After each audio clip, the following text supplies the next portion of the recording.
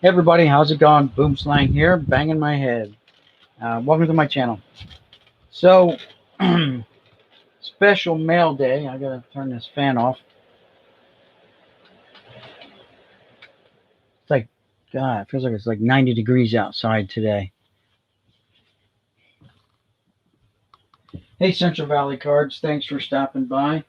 Got a special mail day, and I'm gonna have to get my glasses on and find my knife for opening the box.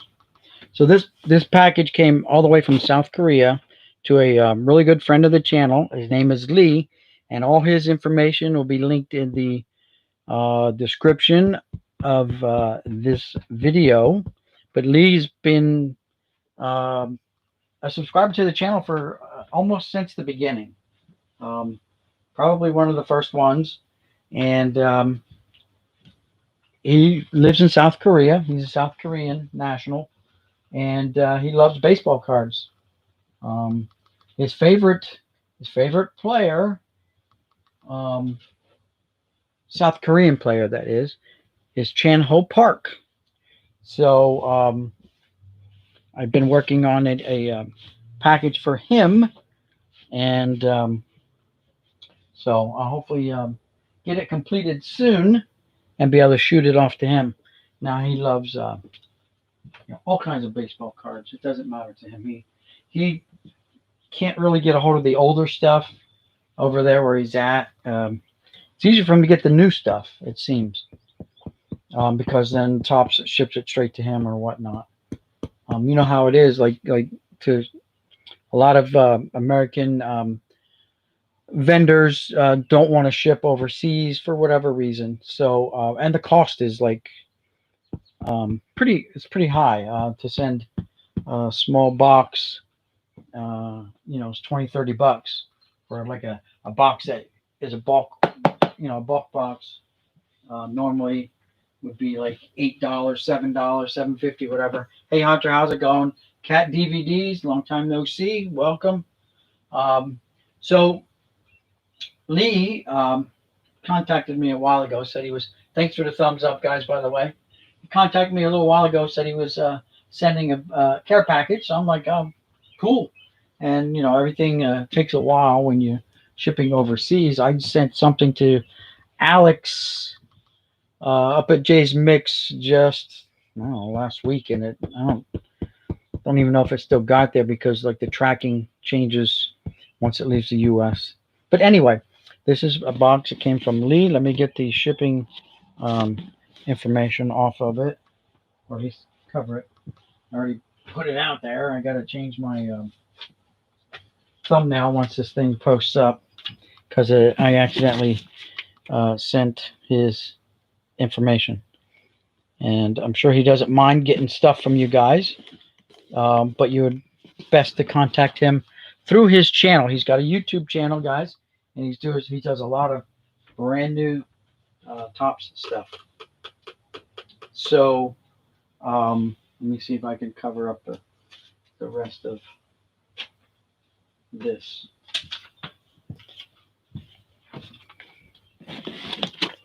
It's got his phone number, everything on here.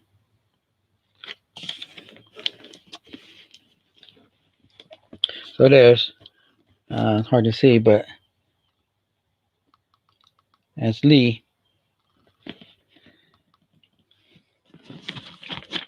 So without any further ado, let's open this baby up. I don't know about you, but I'm dying to see what's inside here. As a matter of fact, there he is, Lee, right now. Lee from Jonk Box TV. Welcome, Lee. Glad you could come in and watch me open up your gift. There's nothing more satisfying than, for me, when I would send something to someone, is to see them open the gift that I sent them, because the expressions and the excitement and all that good stuff. So I'm really excited. I'm trying to open this box up. So guys, you know what? I'm gonna throw in chat right now Lee's a link to Lee's page, so it's easy for you guys to go to Lee's. Hey Waxman, how's it going? Go to Lee's channel and give him a sub. All right. Here's from his last video. Let's see if I can get it here. There we go. So we're just going to go copy that. And then I'm going to paste it right here.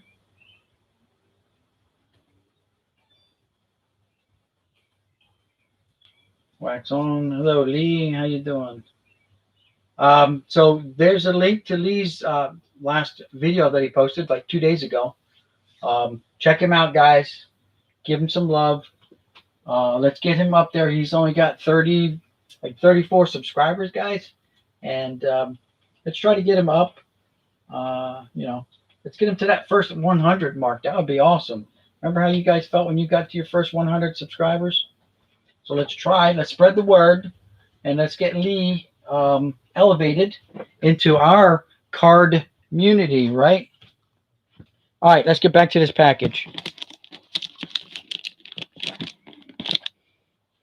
I don't want to ruin the address, so let me just open this up from the bottom. I need that return address. Ooh, gotta be careful. That went pretty far through. All right, here we go. There's a letter first. Let me read that.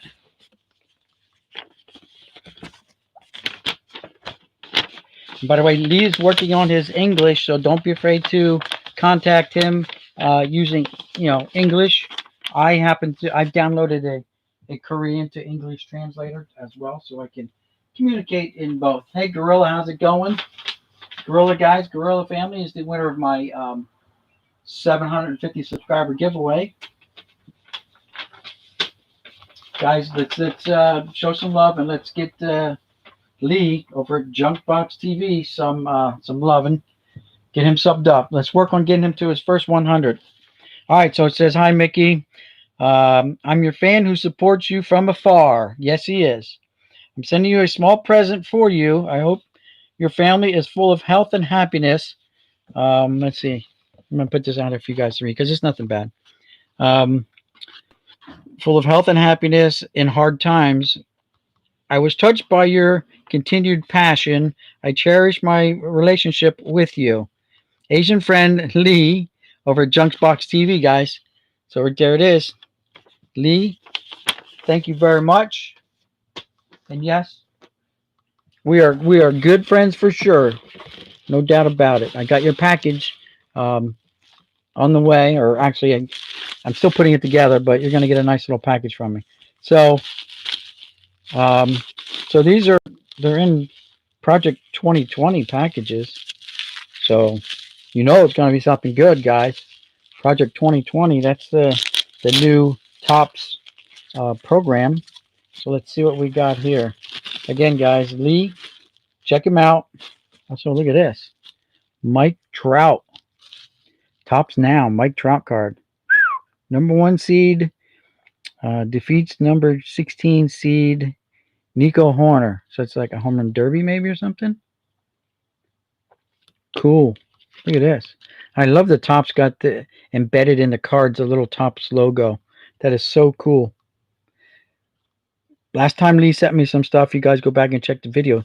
It was the home run derby home run derby players and the All-Star teams, National and American League All-Star team cards. Here's Pete Alonso rookie card from Topps.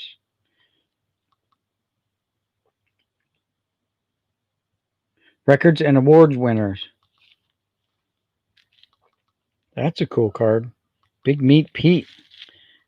This is awesome there, Lee. Thank you very much.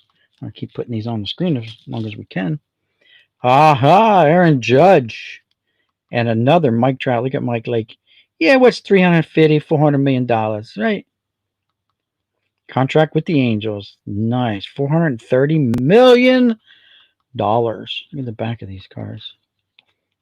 Again, Topps, that nice shiny Topps logo is awesome. So this is card number 20. Very nice. Man of the year. I don't know. What is this? Yeah. Oh, moment of the year. Sorry. Moment of the year. I saw the Moy on the back. I'm like, man of the year, okay. Moy number 20, moment of the year number 20, and Aaron Judge. So 2 Trout cards, Aaron Judge and Big Meat Pete Alonso. Let's see, we got to get them down here, get them on the screen, baby. Nice. All right, I'm gonna kill the light, and hopefully things will get better reflection wise. Well, it definitely got darker. Probably not what we want. Sorry, we're gonna have to turn that back on, and we're gonna have to just deal with the glare, I guess. I don't think there's anything else I can do. Let's see if this light, I put this light right here, if this will help any. I'll put a light there. I'll kill this light here. Oh my God, that makes it worse. It's all right on Mike's face. Here we go. Hold on. I may have found a solution to the pollution. All right, there we go. That's better. So let's see who stopped in on the chat, guys. Let's see. Waxman's here. Gorilla's here. Jay's Opening is here. All right, guys. Again, check out the link. I'll put it here again. This is for Lee's YouTube channel. Check him out. Give him some subs. Let's work on getting Lee to 100. He's like at 34. He may have picked up 1 or 2 right now, which is great. And now let's open up these other 2 packages. Project 2020. Ooh. You know, I just watched those back pages, and he did his one video about Project 2020 and how we need to take off our baseball card glasses. So let's see. Oh, look at this, guys. Are you kidding me? Are you kidding me? Derek freaking Jeter. Derek Jeter. So I went online and I looked, and I wasn't paying too much attention to this Topps 2020 stuff either. And so after watching those back pages, he convinced me, like, well, after watching that, I better go check it out. And those Mike Trout cards that he showed were awesome. But you can't get them now. They're limited and they're gone. Just like you can't get this Jeter anymore. And this is the Trout, or this is the Jeter card I was looking at. And I told my wife about, like, oh my God, I'm like, I want that Jeter card. And you just can't get them anymore. You can't get them. Look at that. That is so awesome. I was just looking at this last night. I'm like, I want that. I want that card. This is awesome, Lee. Oh my God. You read my mind without even knowing it. Look at that. Oh my God. 2 Derek Jeter. 2. That is awesome. Guys, I'm going to have to say this. If you're not in on the Project 2020, you might end up with regrets like I have about not picking up those Mike Trout cards. And if you're going to do it for investment purposes, but I saw the Mike Trout card, one of them that that those back pages showed, and I just fell in love with it. It was so awesome. So yeah, guys, I'm here to beat that drum as well. As go check it out. There are limited times on these, and then they're gone, and they're gone forever. And if you want to get them after this, well, it's gonna cost you. I mean, they're gonna, you know how people are nowadays. They're gonna drive up that price to the point that I'm trying to get these straight, and it's not really working too well for me, is it? What's with my camera? How bad do I have to make this? Anyway, guys, my camera's a little crooked here, but Lee, I cannot say enough how awesome this is. This is awesome. I was just, I mean, I got to get my wife. She asked me, what's in the box? I said, it's from Lee. So she was excited. She wanted to know. She kept asking me, what cards are in there? I said, I don't know. I'm going to make a video. I'm going to do it live. I want to share it with Lee. And thank goodness he was able to come on and share this with us. Again, guys, check out Lee over at Jonk Box TV. Great gifts, great guy, longtime friend of the channel. I'll put it up here again. Also, if you go to my channel, you'll see that he's under one of my like favorite channels that I have set up. He's one of the favorite channels that I have. I have everyone that I'm subscribed to. You guys can go and check out on my YouTube channel. I show everyone that I am subscribed to, and everyone that gives me a subscription, I sub back to them. And hopefully, we can still, guys, I don't see honestly why there's no reason why all of us small channels have not gotten to 1,000 subscribers yet. I really don't understand. There's so many people out there that have the ability to lift us up and show us some love. Hey babe, come here real quick. I know you're gonna like this. Check these out. Oh, they're nice. Oh wow. That was the one I was looking at last night. I know. It's from Lee. He's right. He's over here watching now. Oh, Jonk Box TV. Cool. Very nice. All right. She's busy doing chores. So, wow, I'm almost speechless, but you guys know me. I don't quite ever get speechless. I can talk and talk and talk. But Lee, you are awesome, my friend.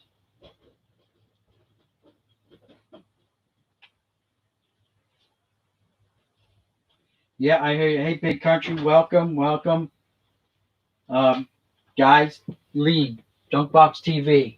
You got to check him out. Guys, always opening up really nice stuff. I'm talking like nice stuff. He's a quiet man. He's quiet. We got to get him out of his little bit of shell and start practicing his English on us. That's fine. He can practice his English on us. No one here is gonna make fun of him. That's for sure. I mean, I have to say that. Excuse me. When you talk about this community and people call it a card community, it truly is. I mean, I rarely, if ever, hear any negativity. The only real negativity that is out there is, kind of directed at the larger breakers and stuff like that are, and it's not their fault that they're popular. It's really not. I mean, the larger breakers are in it for the monetary gain. They're not. They may be collectors, but they're doing it as a business too. Where the majority of people that come to my channel and that come to all the little guy channels, we're not the investors. We're not in it for the money. We're in it still because we still love to collect cards. We still love to look at them. We love to trade them with our friends. So, yeah. And let's just keep the love going, guys. Crazy thing is, I thought Boomslang was single. Awesome to hear your wife. Sounds like a sweet lady. She is nice. She's nice. There you go. Lee likes teams that have Korean ball players, but Chan Ho Park is his man, guys. Remember that. He is a Korean baseball fan, loves Korean baseball players, and Chan Ho Park is his Babe Ruth. It's his Derek Jeter. It's his Mike Trout. You know what I'm saying? He loves all those guys too, but he also roots for the home team. So, Central Valley Cards, yes. Thanks, Lee. Thank you very much. Guys, it's been 20 minutes of pure joy over here on my part. Holy cow. I don't know. I keep running and sitting down, and I keep wanting to get back up and come over and look at these cards again. These are going to be awesome, awesome additions to my collection, Lee. Thank you very much. They're never going anywhere. They will be right here in my collection. Thank you for remembering that I do the Yankees. Yankees are my team. And Derek Jeter is definitely a big part of the New York Yankee scene, that's for sure. other than that, guys, if you guys have any questions for Lee, Lee, uh, do you mind if these guys contact you through your YouTube channel if they want to send you something to get your address? I'm sure you don't mind. I've got a package I've been working on for a while, and I guess it's time to package it up and ship it out. I just wanted to make sure that since you said you were sending me this gift, that I got your address right again. I don't remember exactly what I did with your address. So now I have it again. Thank you very much. And now I can get that package ready to go.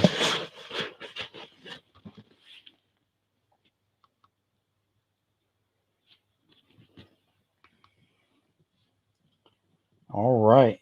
Republic of Korea.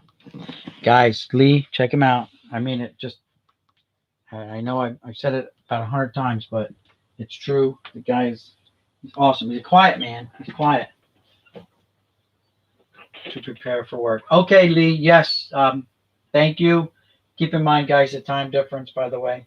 I contacted Lee to let him know I had my package ahead of time and checked that if he would be okay to come on and watch the video. I wanted him to, share it with us. Thank you, Lee. You're cool. You're awesome. And we will see you around the channels, my friend. Thank you again. These cards are muy bueno.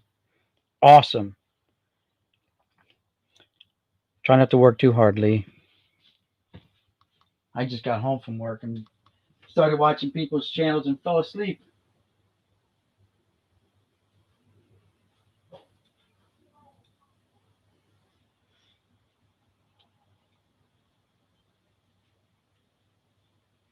There you go, Lee. Waxman sent you his his email address. He wants to send you something. I think this is the start of a pretty good, pretty solid relationship for a lot of people in there. Hey, Criterion Racer, thanks for subbing him up. I appreciate it, you guys. Yeah, head on over there, sub him up. Let's try to get him up. There's his channel information again. Y'all, this is like awesome. Like, I can't believe that pink Derek Jeter card, guys. I was staring at it last night. I was going through all the ones that I'd missed. There's almost 100 of them that were produced already, and I was just missing the bus on them. But when I saw this Jeter, I'm like, oh my God, I want that card. And you go onto the site and they're sold. They're done. There's a limited production run. They produce only as many as that are ordered. You can order more than one. You can order 5 or 10 of each. Some people order more.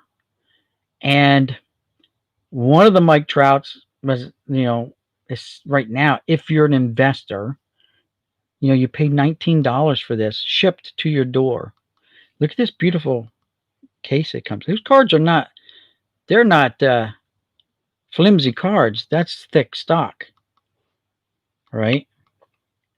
And this is the Derek Jeter rookie card, his Topps rookie card, where he's jumping and just throwing the ball. And these artists are reproducing these in their own artwork. That's his rookie card. It's the same pose. He's jumping and throwing the ball.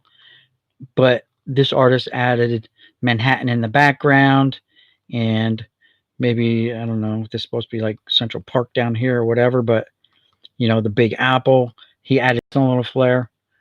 And they're doing for a bunch of them. But one thing that you're not going to get, you're not going to find a Mickey Mantle one.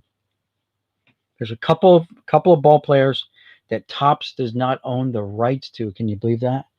Someone else owns the rights to produce Mickey Mantle cards. I think it's Panini or someone like that. So, yeah. I mean, I'm like, oh, I got to get a Mantle card. When's the Mantle cards coming out? Not going to happen. From what I heard from those back pages, there's not going to be a Mantle card. They don't have the right to do it. But guys, I'm telling you right now, you might want to seriously consider these. I had my baseball glasses on, And I was like, nah, they're not really cards. I was doing exactly what those back pages was talking about. I was that guy. I was that guy that wasn't getting on the bus, Gus. And yes, they have collaborated with artists. You're right there, Lee. And I wasn't getting on board with it. And then after watching his video, I'm like, yeah, I'm going to go check it out. And I saw all the awesome cards. I'm like, oh, man, I'm missing out on this. Matter of fact, my wife, when I was showing her, she's like, honey, you got to put a spending limit on this, all right? Like, you know, I don't want you to go on over $500 on cards, you know. And I'm like, yeah, okay. So I have my limit. I got my marching orders. And that's the whole budget is cards for flea markets, cards for that I buy the bulk ones off of art. You know, that's my budget. She just gave me a $500 budget. I'm like, yeah. Tomei and Henderson. I don't know if there's a release schedule on those. I don't know. Like, I tried to look into the future and see when the next cards are coming out. I couldn't see on the Tops and Tops Now website, topsnow.com. But I would encourage you guys to get on board with this stuff, especially if it's just a favorite guy that you PC. Like I don't PC anyone particularly, but I am a huge Yankee fan, and you know, like anything Yankee, I'm interested in. And when I saw this Jeter, this one right here, I flipped out. I'm like, I want that card. I want that card. And I went through the whole list, and it's already gone. It's like it wasn't like one that came out yesterday or something. So I missed the boat on that one. And I'm looking on eBay. I'm looking for one, and there's one up for bid. I'm like, all right, it's got like 6 days on it. It's at $26. And I'm like, well, I guess I'm going to bid on that, but it's going to be a bidding war, and it's going to go into a couple $100. I know that. And there goes my $500 card budget on one card.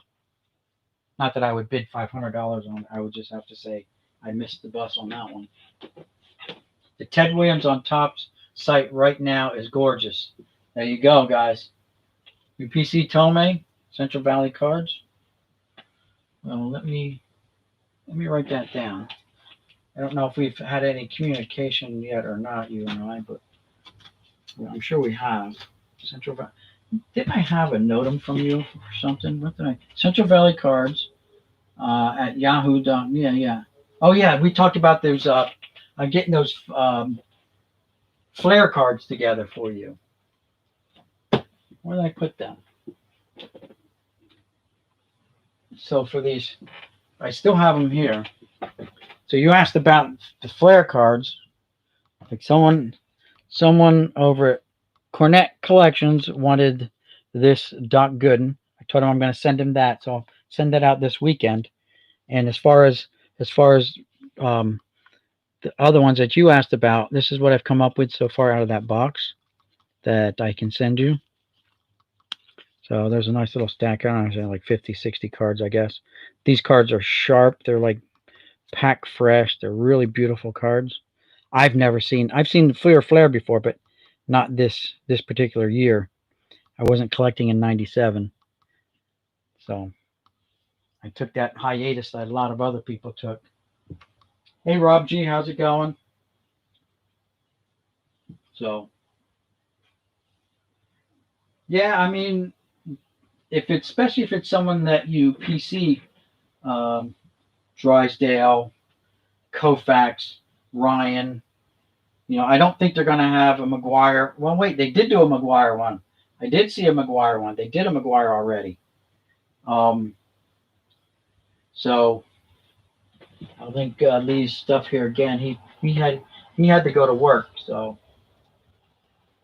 he's getting up to go to work. Well, here on the East Coast in New Jersey, I just got home from work and actually managed to fall asleep in my YouTube viewing chair while checking out people's videos. I fell asleep, and then I woke up all freaking sweaty because it's like 90 degrees here. I know, Gorilla, you're in you're in Arizona. I know it's hot there, but it's a dry heat, Gorilla. I know this because I lived in Las Vegas for like 10 years. But it's still, when it's 120 degrees, it's hot. It doesn't matter if it's dry heat. I hear you. I know, but I like that one. I love it when people say, but it's a dry heat. It's still, when it's 105 or 110, it's still hot. When it's 80 degrees in New Jersey, it's hot because you got 80% humidity. Especially when you live as close to the ocean as I do. Nice, guys. Yes. Listen, you guys who have wrenches, Gorilla, didn't I give you a wrench? Hold on, I'm going to promote you. That's not right. There we go. All right, you're a moderator now, Gorilla. I'll put Lee down as a moderator so he can add stuff. Jay's openings. I'm surprised I don't have you as a moderator. Sorry, guys. This is so you guys can start linking your YouTube channels, and just going to be a shortcut to helping everybody get around the whole YouTube, problem of being able to sub each other up. Lee, I know you're probably here.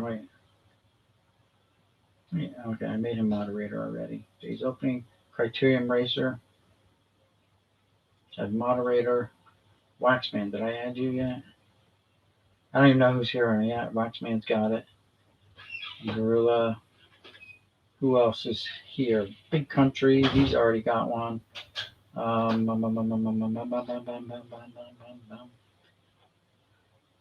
gave Waxman, yes. Jay's opening's got it. Who else is in here?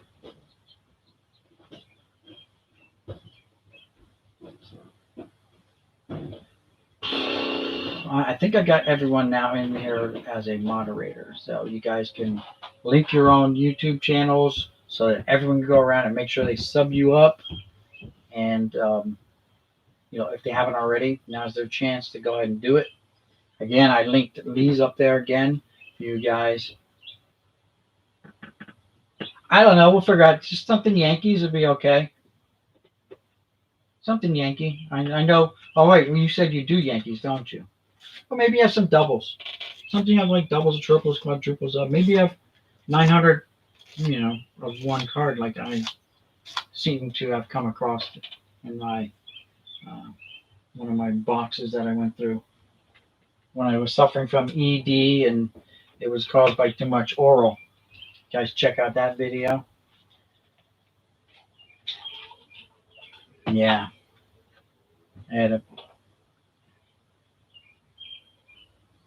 Yeah, whatever. Yankees, it's all right. Whatever. It doesn't matter because it's I don't want to say it's hard to fill whatever I don't have because I've got so many cards, but there's so many cards that I don't have. You guys would be surprised. Like if I tell you I got 2.25 million cards, and I still find cards in these boxes that I don't. There's Lee. He's still here. Yeah, Lee, you're right. You either love them or you hate them. Just as many people hate them as love them. So, I get it.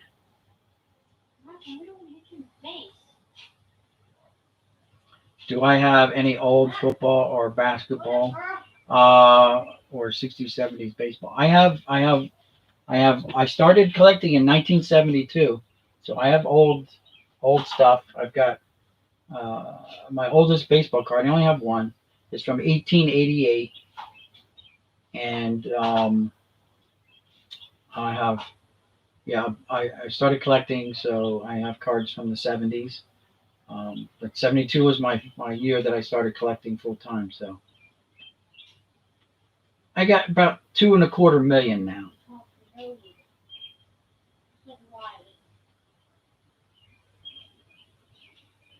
Oh, that's cool. Yeah, I just bought a Dave Justice autograph off of eBay the other day. I got it for like $13 delivered. So the card itself was like $9.99, and then shipping and all that good stuff.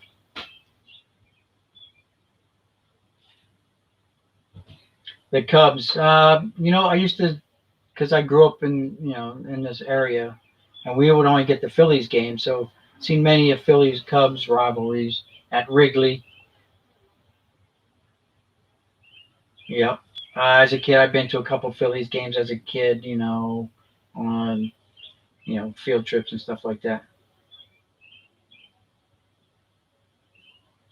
Yeah, well, again, I've been doing it a long time, Wax. So, Jeff Airtime, welcome. We'll put Lee's up there again.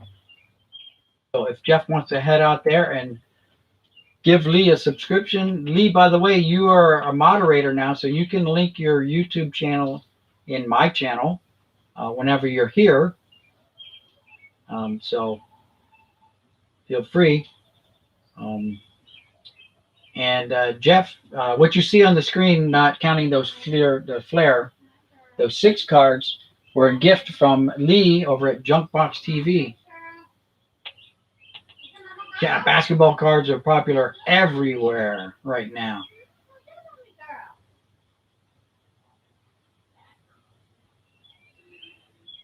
It is. Lee, I'm telling you, it's getting so hard to collect. It's ridiculous. To be honest with you, I can't see spending a lot of money on the new stuff.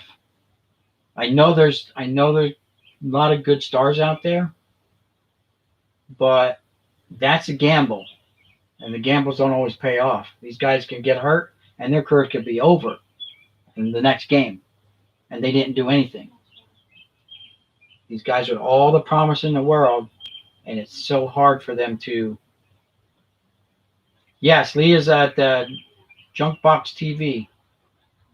He sent me these. Look at that. Look at that pink Jeter card. Are you kidding me? Look at that. I was telling everyone else that Jeter card. I was literally on eBay looking for this card because you can't buy them on their site anymore. They're gone. These are the 2020 project cards. And I saw this Jeter card, and I'm like, I've got to have that Jeter card. I've got to have that Jeter card. And of course, you can't get it from Topps for $19.99 delivered. You got to pay what the price, what the market is demanding now, and the market is going to go up on these cards. Again, I don't do it for the monetary gains. I've only ever sold probably 5 or 6 cards in my life, and that was when I was in the military, and I was hurting for money. I needed money. Young married couple. We had two kids in diapers at the time. I was making like $600 a month. That was my pay. I wasn't making nothing. So the bills pile up, and I resisted for a long time on selling my cards and stuff. But then I finally just said, you know what, family's got to come first over these cards. And I sold 3 Wayne Gretzky rookie cards, and I got $600 each. And then I sold, and this was a long time ago. And I broke a set of USFL football cards, and the same guy, he was a shop owner. He bought like the Herschel Walker off of me. He bought the Jim Kelly. He bought almost all the good cards out of the set. The Reggie White, the lefty for the Young for the 49ers. All those guys. He handpicked, he cherry picked that set. I still have the rest of the cards, but he cherry picked the set. And I got cash, 1,800 cash, and like another 1,800 in trade for product out of his shop. So I left it with a whole bunch of stuff and some money in my pocket. But obviously, and I needed it, so I don't look back with any regrets. It would be nice to still have those Gretzky rookie cards. They were ungraded. They were raw, and this was even before grading was a thing. So it just look at the card and yeah, I want that card, and that's it. The only thing is that people knew that it was an expensive, nice card. Anything Gretzky was worth money. Thanks, Jeff, for jumping on his bus. Yeah, now I'm an old married couple, and my kids are the age of you guys. So just imagine, you know, I'm old enough to be your father on most of you guys out here. All right, my kids are 34 and 36, I believe. So, and my one son has a family of his own. He's got 3 little kids of his own. You've seen 2 of them in some of my videos. My granddaughters. If you watch some of my videos that I put out with them on, trying to get them hooked on it. The 4-year-old, she enjoys it, but when the 2-year-old jumps in, it just gets cards get mashed up everywhere. So I can't really do. I tried another video with them. We opened up some NASCAR packs that I had because I got like 6 boxes of NASCAR stuff sitting around, and it's same thing. It was just a mess. So they're not ready for it. All I'm doing is putting cards away for them. I have hundreds of packs of cards set away for the girls, and now my grandson, he's probably 6 months old now. The youngest is 22, Wax Man. Well, there you go. Congratulations on being a pop. Isn't Father's Day coming up soon? I don't know. My kids always ask me what I want for Father's Day. I just tell them, give me cards. I don't care. Give me some cards. Not a tie, not a wallet. I used to get wallets. They used to buy me a new wallet like every year. And not nice to say, I always kept using my old wallet. I had it broken in. It fit my ass cheek just right, you know. But, yeah. So then I just say, give me cards. That's cool. Or you don't have to get me anything, you know. I get cards year round. So it's like Christmas for me year round. I give for like Christmas. I give my sons, gift cards, and I just buy for the girls. I buy for my grandkids. True, it does. It fits my ass cheek just right. I don't want to tell you how long I had this wallet. It's a little pressed down, but I got some meat on my ass, so it's not, it's a Tommy Hilfiger. I mean, he didn't buy me a cheap wallet. So, and I don't have any cash in it. I just got credit cards. That's about it. No one carries cash anymore, do they? Hell, what's going on? People don't even want to touch your cash. They want your plastic. They're afraid they're going to catch something from you. You might have coughed on that $20 bill.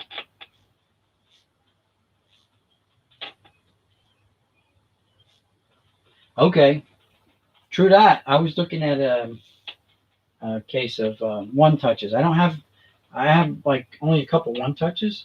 They weren't a thing, guys. One touches weren't a thing when I was collecting back in the day. And then we got the 4 corner screw downs, and then we got the 2 corner screw downs, and now you guys got these neat magnet thingies. So I did pick up a box somewhere of one touches, and it's sad when I say somewhere because I don't know where I put it. Wait. No, those are magazines. Where are they?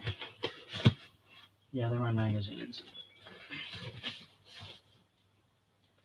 So, anyway. So I'm kind of like John over at The Past is Alive. I kind of like the older stuff too. The new stuff is great. The shiny, the shiny, and the bling and sparklies. That's really cool. It's an eye catcher, but really doesn't. I mean, how about this? When you open up a nice rack pack, and look who's right there. Tom Glav and rookie card, right? 88 tops. What else I got here? How about some 87 tops with Alvaro Espinosa right there on top? You can't beat that stuff. How about this one? Here's a 89 rack pack. Look who's on top. Jose Canseco. Right? What else? What else we got here? Oh, there's another one. It's got Jose on. What the heck's going on here? How about some 86 tops with Sparky Anderson? And he's actually smiling. This is the only photo in existence where Sparky's smiling. Check it out, guys. Take a photograph. You'll probably never see it again. How about some, I don't know. I gotta find one that's got someone good on these 87 Dunruss. Who's on here?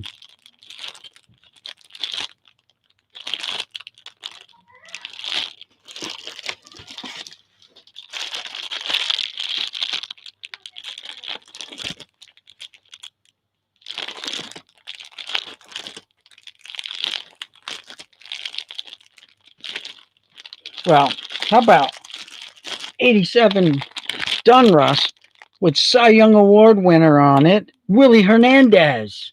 Check it out. Look, it's even got the sticker from Toys R Us on it. John Jabs would love this. It's not punched. Truly original virgin rack pack here, baby. Yeah, I know. I smudged it up on my greasy, grimy, sweaty fingers. But, I mean, I kind of get excited over the older stuff. Except if you got your name's Derek Jeter and you got surrounded by pink, then that's a little bit different. Don't get me wrong, guys. The new stuff is great. It's just too expensive. It's so expensive. Yeah, you can drop $20 on this, but who can afford the whole set? They're up close to 100 cards already. That's $2,000 that you're going to be spending on these. They're nice, but you know, I don't have $2,000 to throw on that. I got to worry about building my studio yet. That's where my money's got to go. I'd rip those. You know, I have them in that box, and I just kind of tossed it in the corner, and just it's out of sight, out of mind. But I'm tempted all the time. I'm looking over my shoulder. I got a lot of boxes over there that can be dug into. Excuse me, but I don't know. I guess I have a supernatural ability to not give into those kind of urges. You know what I mean? I guess I don't know how else to put it. I mean, yeah, I love opening cards, and there are days when I'm like, damn, I want to open some cards. Oh, I want to open some cards, but and maybe I will. You know, maybe I do cave in and make a video. But I had to. When I got home and I saw the box sitting there and I saw the writing on it, I'm like to my wife, what did you order? What did you order now? It's got hearts on it and all this neat stuff. I'm like, did you order something for the cat again? That cat gets more loving than I do. And it's not, though. When I saw the address, I'm like, oh, wait a minute. Hold on. That's for me. And it's from Lee. So, Lee, again, if you're here, thank you. Thank you very much. It's awesome. I love this. I love this Jeter card. This is absolutely prized as much as a Nolan Ryan rookie card or any of my Mantle cards that I have. It's right up to my Mantle autograph anyway. They'll be proudly displayed in my studio full time once I get it built. Here comes Mick. And there goes Mick. Exit stage left. So, yeah, put Mick back here. I love this thing too. Picked this up at the flea market for $1. For $1. It's plastic, but it's got a really neat Mickey Mantle on it, and it's like it just sits so well in this shot. Look at this shot. Mantle looking over at his replacement in baseball lore, anyway. All right. He is the second coming of Mickey Mantle. He will not be of Ruthian stature, but he is the GOAT for sure right now.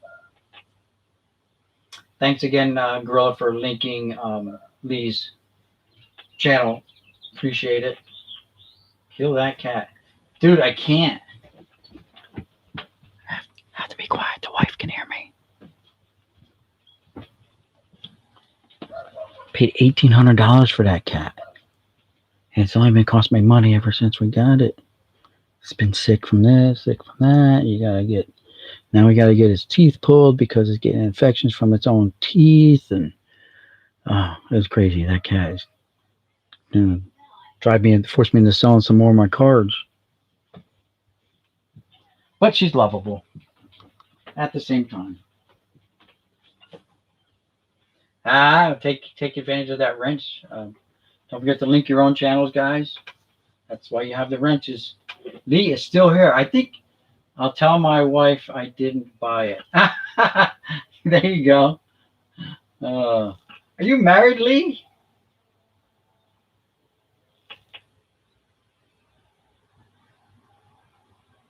There you go. Thank you again, Lee. Yes. It is for the future of our children and our children's children. I look at it that way. I look at, hey, Fall Creek Collectibles, how's it going? Cats like antifreeze. They make that stuff that's animal friendly now that won't kill them. Just might make them sick. It's like chewing 1980s gum, probably. Just make them throw up. But yeah, it's for our children and our children's children that we do this. This is something that I hoped to pass down to my children. Unfortunately, and fortunately too, because my oldest son is into football. He still likes football, and I gave him a lot of football cards, and he has his own football stuff. My son is a Brett Favre fan and Green Bay Packer fan, and so he likes anything Favre and Green Bay Packerish.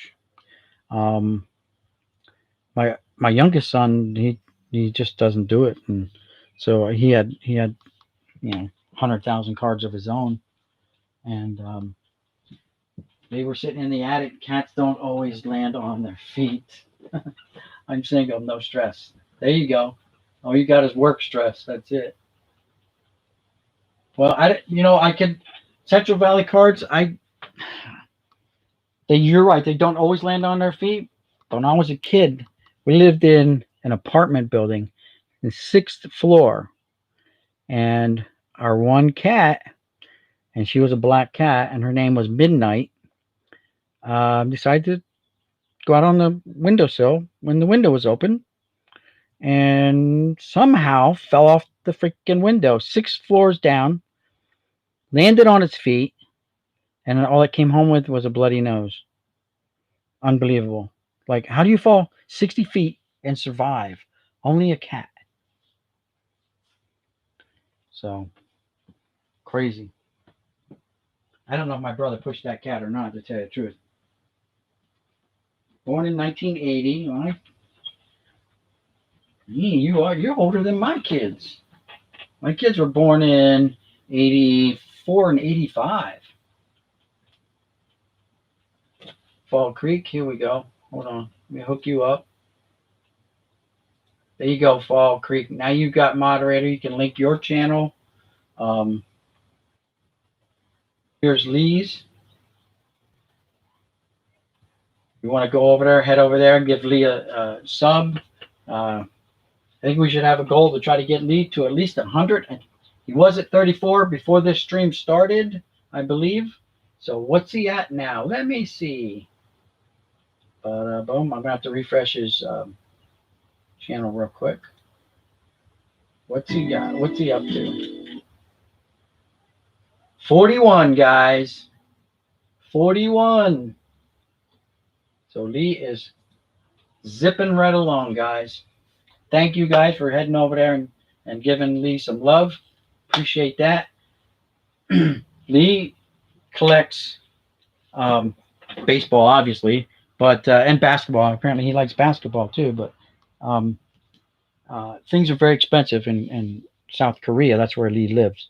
So it's very hard for him to get. He can't get the stuff that we're privy to because, like I said, a lot of shippers, a lot of sellers don't want to pay that shipping. The shipping is really the killer. And if you're anyone who does eBay and stuff like that, you know the shipping is can get expensive.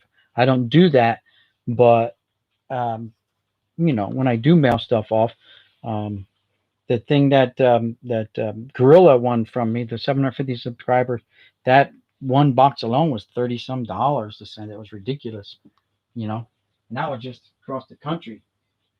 So to send a huge box to like Canada or anywhere else, a small box to Canada was ridiculously expensive and takes forever to get there.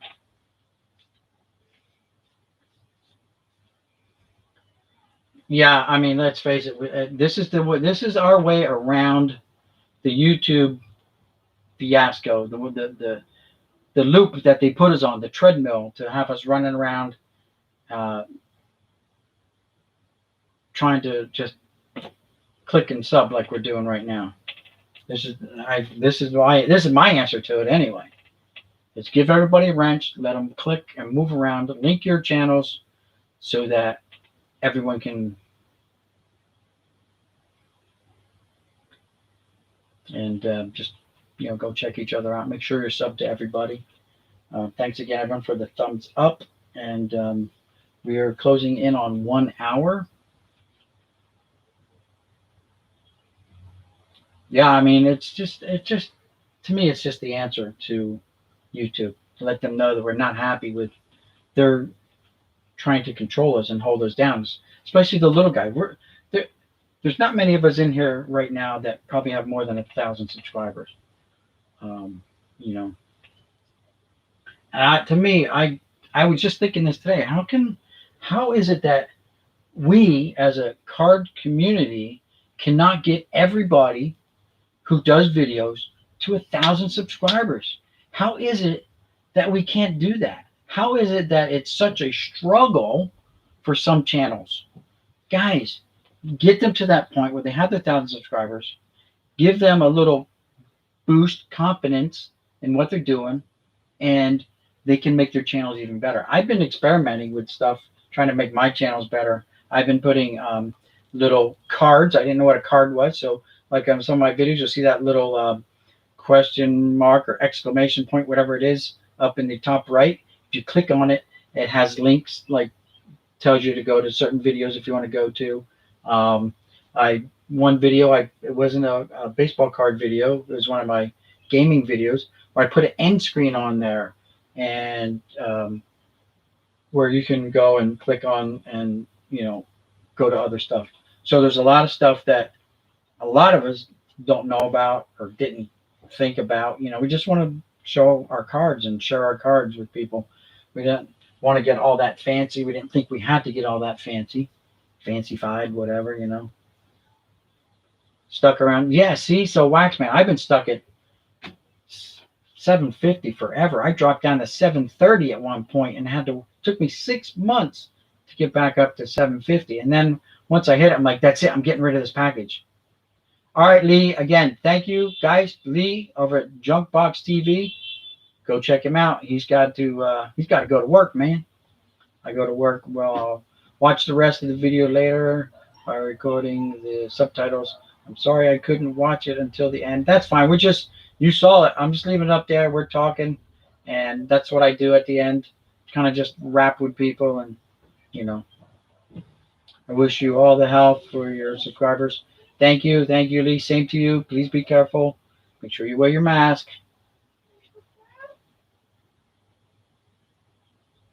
And so that's, exactly, Fall Creek. That I want to be able to just stream live from a mobile device. Now, I'm being told by Urban Card Breaks that you can do it if you use not Streamlabs. What one was it? Streamlabs. Yeah, you can do it using Streamlabs. So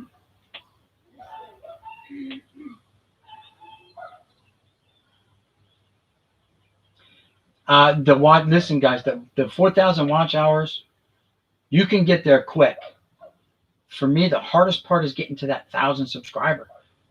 4,000 hours. If you do, we've been on here for an hour, and if you have as many people as if we had in here for an hour, I'll probably get 10, 12, sometimes 17 or 20 hours credit of view time.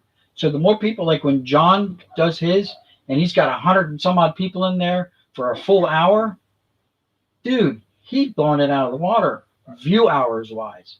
When Eric goes on, he's got 1,000 people in his stream, dude, he's knocking it out of the park with the view hours.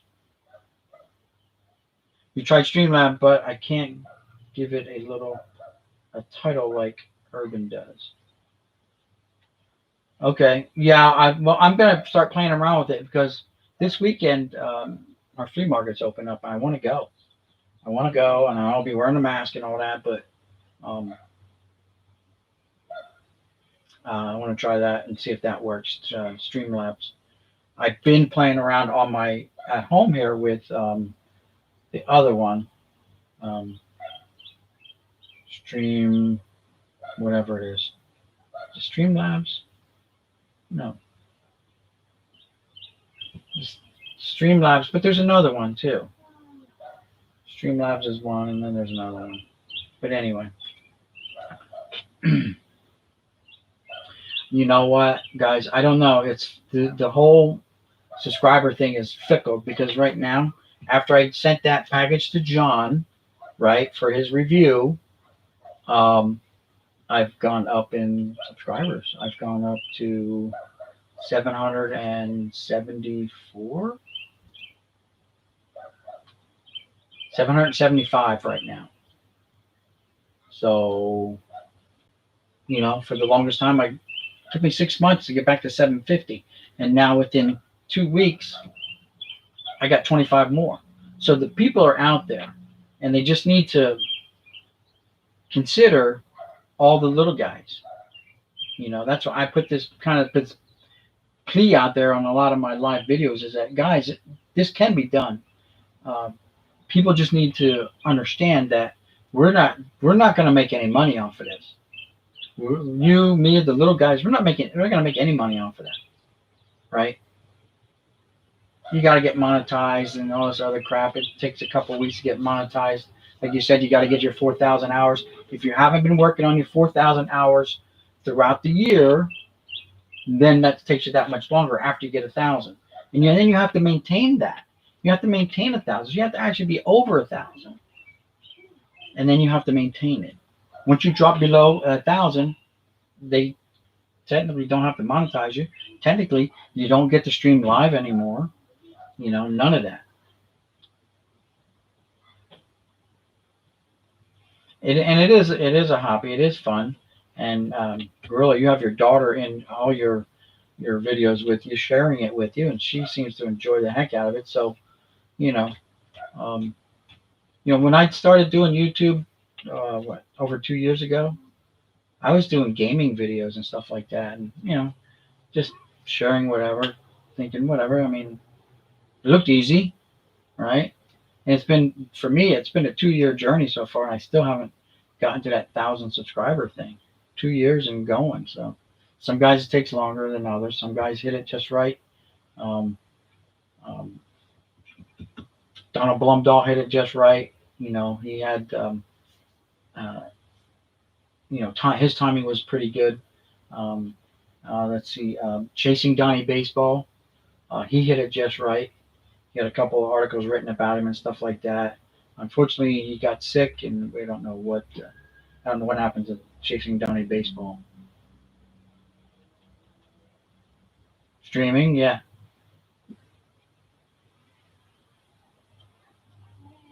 Yeah, I still, you know what? I was starting to get burned out on card videos, to tell you the truth, because I wasn't seeing any progress in my channel. I was kind of sweating the whole channel thing out, like, God, I'm working so hard. I go to work, I work all day, then I come home and I got to bust my butt, try to make a video, edit it down if I want to edit it down, and try to make it good, and then worry about how successful it is or not. And I just kind of I told myself, that's it. I give it 1 year. And if at the end of this 1 year, if it doesn't take off, oh well, it doesn't take off. I'm not going to sweat it anymore. And I started going back to my gaming videos, something that makes me more relaxed and I just enjoy gaming. A lot of times I just game off screen. I really enjoy Wreckfest. I love that game. I actually have some people on here that are followers of my Wreckfest. Get comments on them like, I love this type of video, keep it up, blah blah blah. So I'm like, yeah, I got a Wreckfest fan.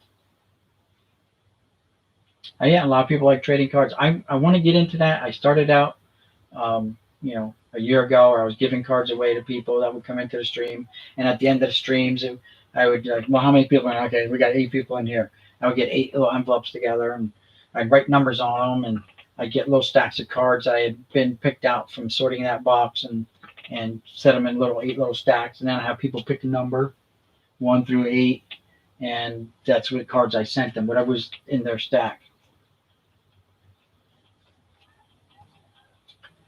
I haven't sold a card yet, except like those ones that I talked about. Like giving cards away to people, whatever. It's fine. As long as I have one for me, I don't care. I only need one. I don't need 900. Eric Davis or 900 Earl Hershiser, 1990 Dunrush, whatever the hell they were. I don't need 178 1983 Howard Baines either. I don't need 200 Greg Olsons, whatever. 300 Greg Olsons, whatever the number was.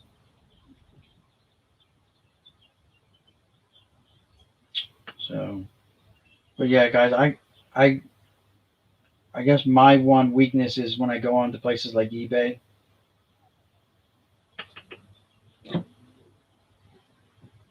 So I talked about this card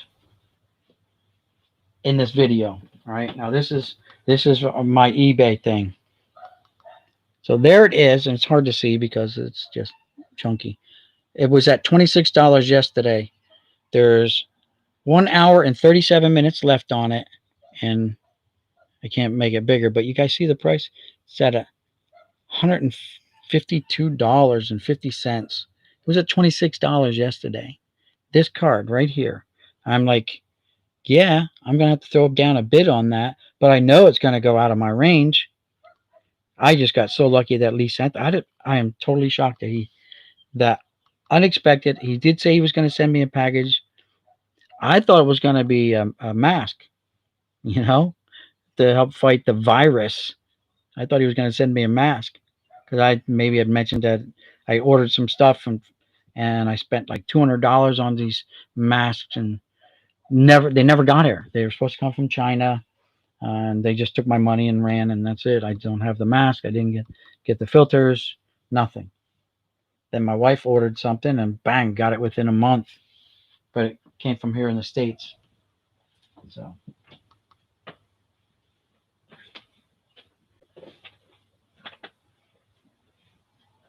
Michael Heath. I don't know if I'm subscribed. Michael, am I subscribed to you? I don't know.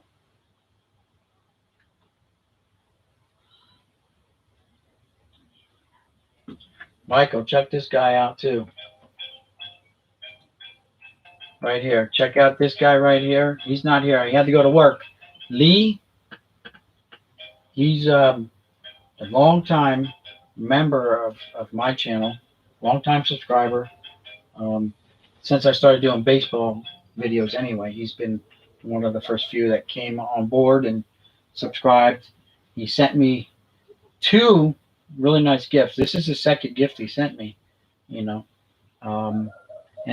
if you guys saw the video, what I sent him was just like nothing compared to what he sent me. And now this is another great gift. I can't believe it. Such a nice guy, you know, very thoughtful, very, considerate, caring, whatever you want to call it. Um, very polite, always nice. He's working on his English, so you can email him in English. That's the link to his YouTube. He might have he might have an email listed there. I don't know if he does, guys. And he didn't give me permission to give out his mailing address, but I think I made it part of my stupid thumbnail. I'll have to take that off. But he lives in South Korea, so it's very hard for him to get sports cards. He usually buys direct from Topps, and then Topps sends it to him. And if you check out his video, he does a lot of high end stuff. He doesn't do a lot of talking, hardly any talking. It's mostly music in his videos. But I think he's just self conscious about his English, but he says he's working on it, and he doesn't mind communicating written language in English. He understands it, and he speaks it fairly fluently. But I downloaded a Korean to English translator, and I communicate in English and in Korean what I want to say.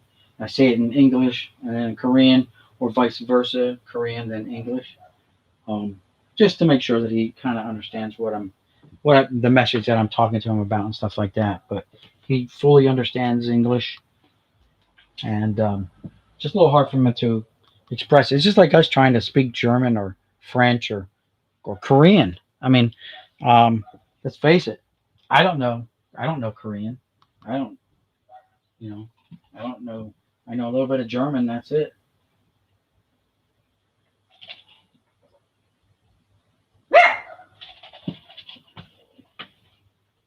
All right. Well, guys, we're at an hour and 13 minutes now. Any other questions, comments? Oh, while I have you guys here, guys, I'm still trying to sell these brakes. I don't know, like, if the price range is a factor or not, but I mean, this it's 82 Fleer was an expensive box.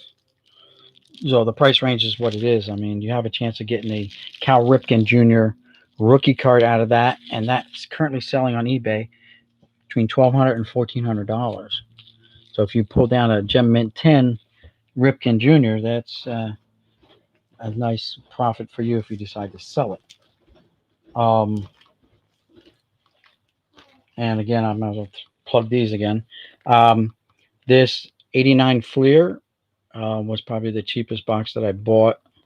And this does not come with a guarantee of the, no guarantee of the F-face card in this box, only because it's not the box. Whatever reason, the guy can't guarantee that it came from that lot, that production run. This one, though, the seller says that these boxes, and I paid a premium for this box, that this lot run, this production run, came with the code for the F-face. So I paid more for this one. And the prices on the 82 Fleer is $15.50 a pack, and that includes your shipping.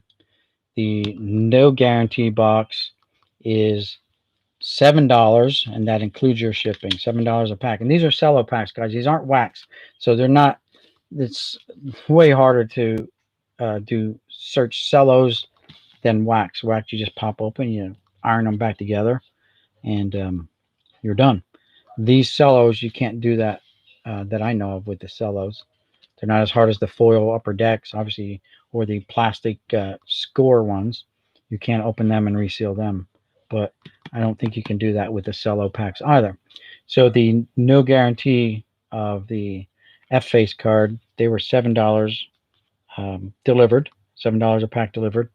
And the F-face cards, guaranteed packs, are $12 a pack delivered. And again, these are cello packs, so there's more cards in the packs. There's 28 cards in this 82, and I think there's over 30 of these. I really haven't gone on and checked, but I think I read there's over 30 cards in a pack for these. So anyway, that's out there. Still trying to sell that. Whichever one sells first is the one that gets broken first. And in full disclosure, actually no one's expressed really interest in it, so it is what it is. I'm the kind of guy that can just sit on these for years and years and years. Doesn't matter to me. I just wanted to try to drum up more channel interest and maybe draw in a few more subscribers. I would like to do like one a month, that's all, because I know people are buying into all the new stuff.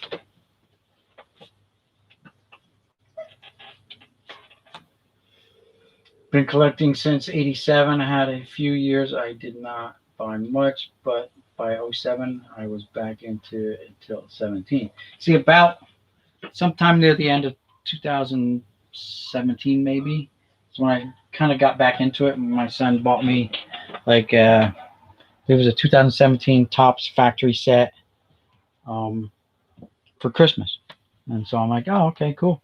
You know what? These cards look cool, and so then I started buying just factory sets, and so oh guys, and I'm thinking about doing some merchandise on the channel too. So check this out. And you're getting a preview right now.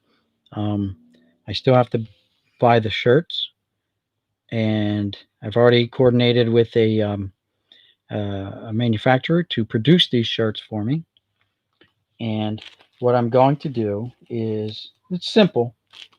I've been holding on to wrappers from the packs that I opened up, and I decided, so you see the wrapper, right? The baseball with the logo, blah, blah, blah, blah. I'm thinking about just making up some shirts and doing like transferring this to the front of a shirt. I don't know if I get in trouble from O-Pee-Chee or not, but we'll see how that goes. Same way with this Topps 87. So it'll have a shirt that'll say 87 Topps on it. It'll have one that says with the O-Pee-Chee sign. I don't know how much trouble I'm going to get in for, but how about an 88 Topps? So I at least even for me, I wanted to have like a shirt like Donald Blumdahl has shirts on his channel. For why not go ahead and do this, and 89 Topps, 90 Topps, some of the older packs that I have that I've opened on this channel, some 86 Donruss, and just have a t-shirt made of it. This is 87 Donruss. Don't ask me what your Donruss that is, but I just think it'd be pretty neat to have shirts that resemble the wrappers, I mean, just kind of, I think it's cool. I think it's a neat idea. Whether they sell or not, but I know I'm getting at least one made of each for me to wear on the channel.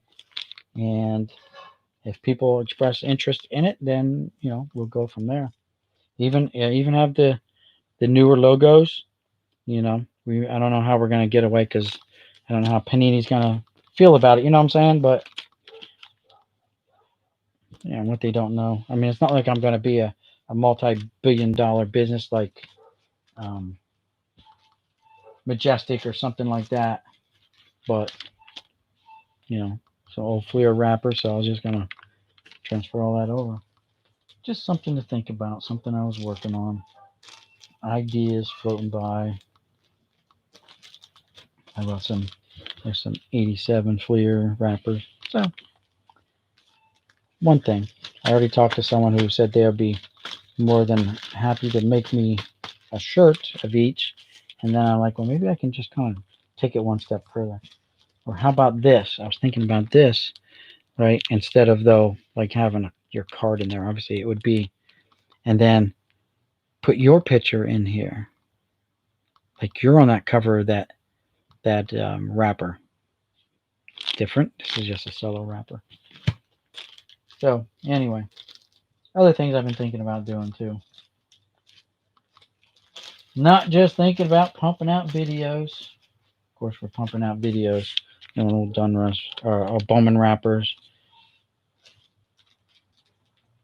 Even the ones with the different price tags on, like this one here's like a jumbo, whatever jumbo pack, and here's a cello pack for 89 cents. The price thing in there is going to be key to the whole, the whole visualization, the presentation of it, or even like this upper deck one with this.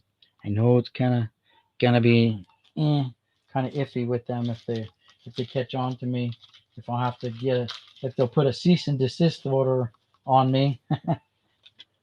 Even this one here, I mean, just have that put over top of a shirt, anything's possible. And so upper decks, these are just like cool little logos, but we'll see. That's down the road in the short near future. Other than that, guys, I don't know. I'm kind of running out of things to do. I'm just oogling these cards here. I want to keep picking it up, but I'm resisting the temptation to just maul it to death and paw it to death. And so, for you guys who just got in here, those are a gift from Lee over at Jonk Box TV.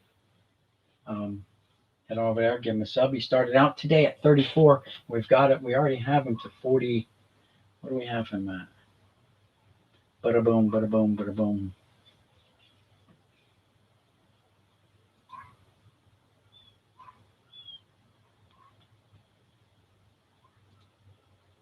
What do we have him at? Let's see. I'm going to go here.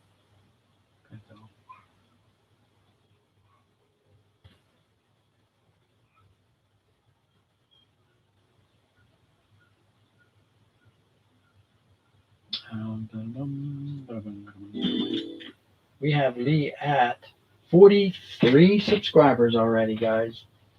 So we almost got him 10 new subscribers just on this small, tiny channel. That's the power of you guys. That's the power of you guys right in here, lifting him up and bringing him that much closer to his first 100 subscribers. You guys remember the thrill when you got to 100? How happy you were? Hell, I was happy when I got 20. I was happy when I got my first 20. I was like, oh my God, I got 20. I got 20 subscribers. And they're not all family members. Only like 5 of them are family members. That's cool. That means I have 15 strangers that are watching my videos and commenting. And then they're coming back and they're watching more. Jeff Airtime, my neighbor, who's only like 5 or 10 minutes away. Actually, he's the next town up from me. Well within driving distance. Small but powerful. Well, yeah, I mean, Jeff, have you broken 1,000 yet yourself? And you were right there, like 980, almost 990, weren't you?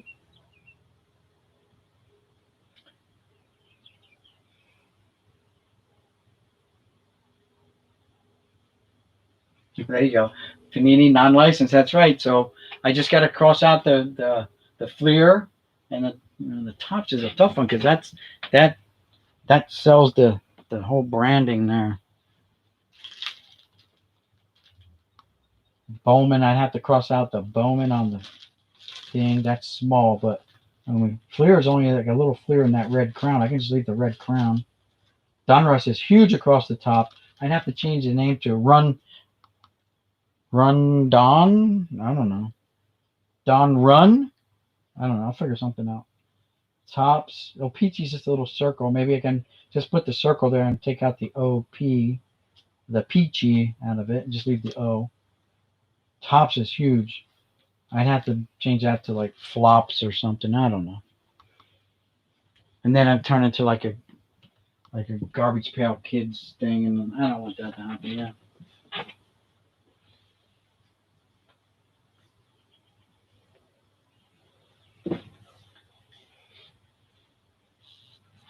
See, Jeff, we had that conversation. You're not the only one. I don't understand how you're not there yet. I think I've told you this before. Dude, you have that Sunday program going on for you. A lot of people tuning in.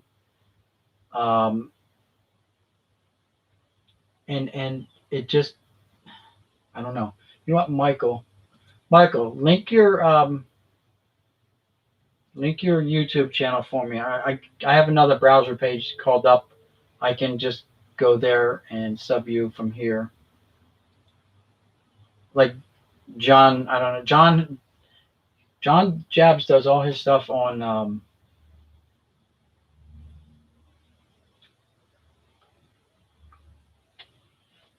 well, okay, so you know where the word boom slang came from, right? I mean, y'all know it's like a deadly poisonous snake, right? So when I started doing my gaming videos, and I had to come up with like my name, so I wanted to be something scary, something that would scare people, and I went through a whole gambit of the name. I was Desert Viper, I was Boom Slang, I was Pit Viper. So I was trying to make something. People are scared of snakes. They're poisonous. People don't like to even look at them or touch them. They think they're slimy. So I'm like, I'm gonna be a snake. I did fer de lance. I googled all the poisonous snakes in the world, right? And then I settled on something that sounded, exciting, maybe boom slang, and people automatically know what a boom slang is. So my downfall on my channel is that boom slang has nothing to do with baseball. Nothing. People probably think it's an animal channel. And if I were to go on to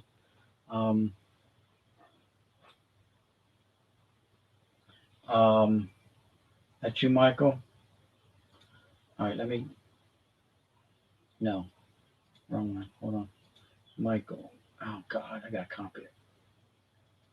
Well, let me do it from here. Let me copy it. Yes, it will. Copy. So as I was saying, like John Jabs, he does his on his phone, so he cannot be tabbing around like we can on a PC. But on PCs, we can go everywhere. All right, so let me go.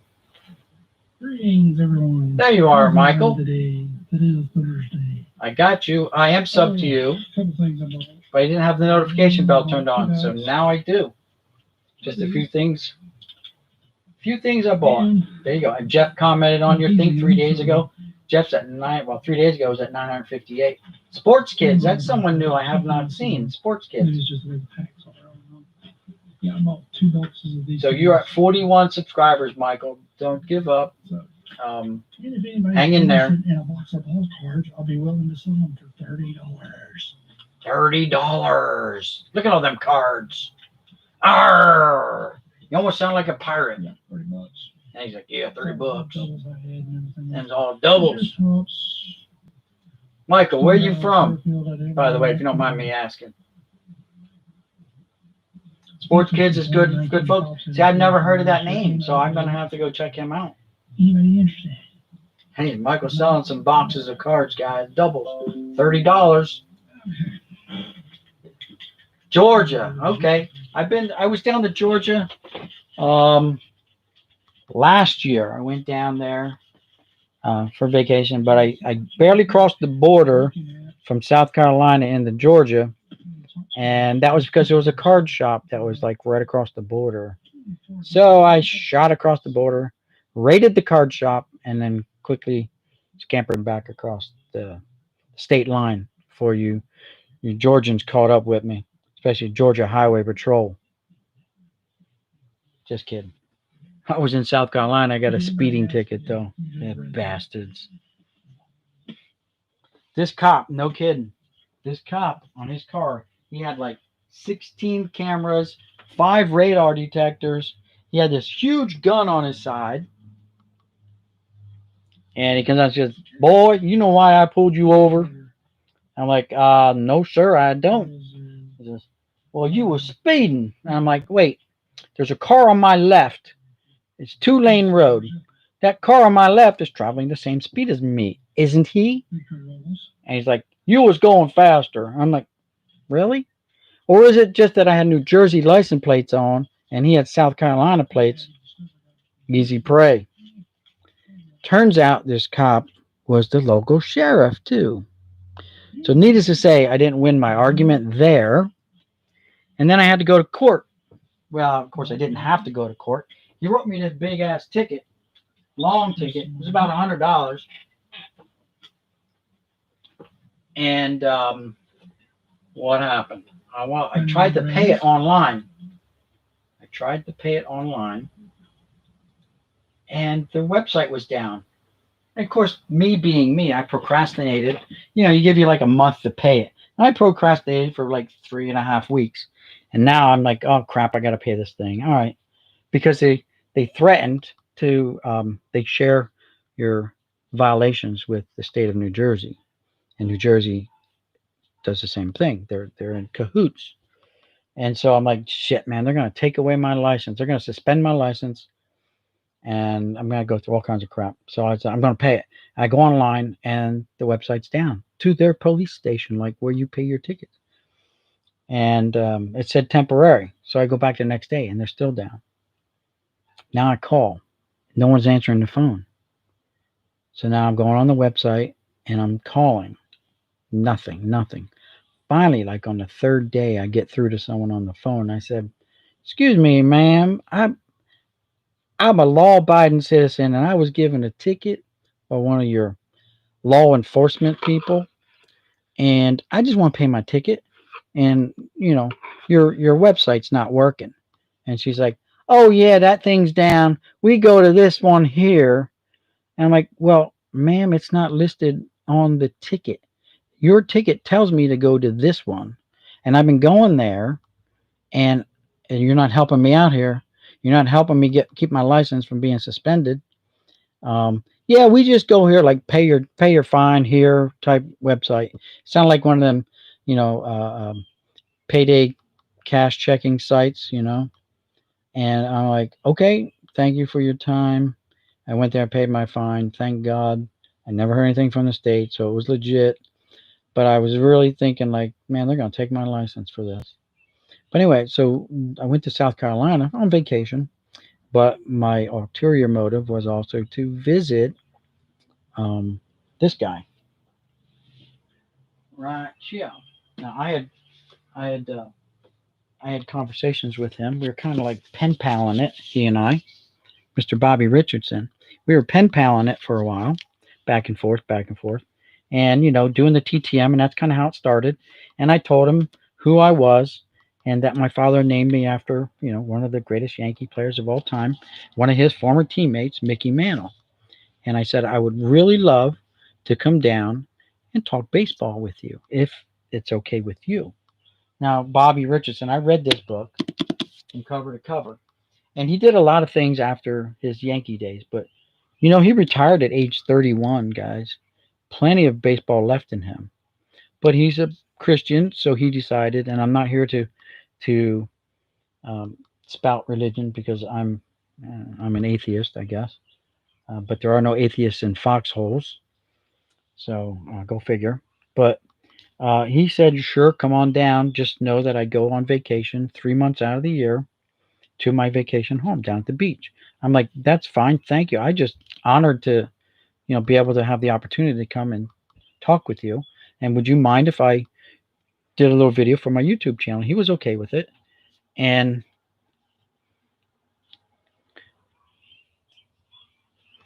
what's this here? I thought Boomslang was going to be what? I thought Boomslang was going to get locked up.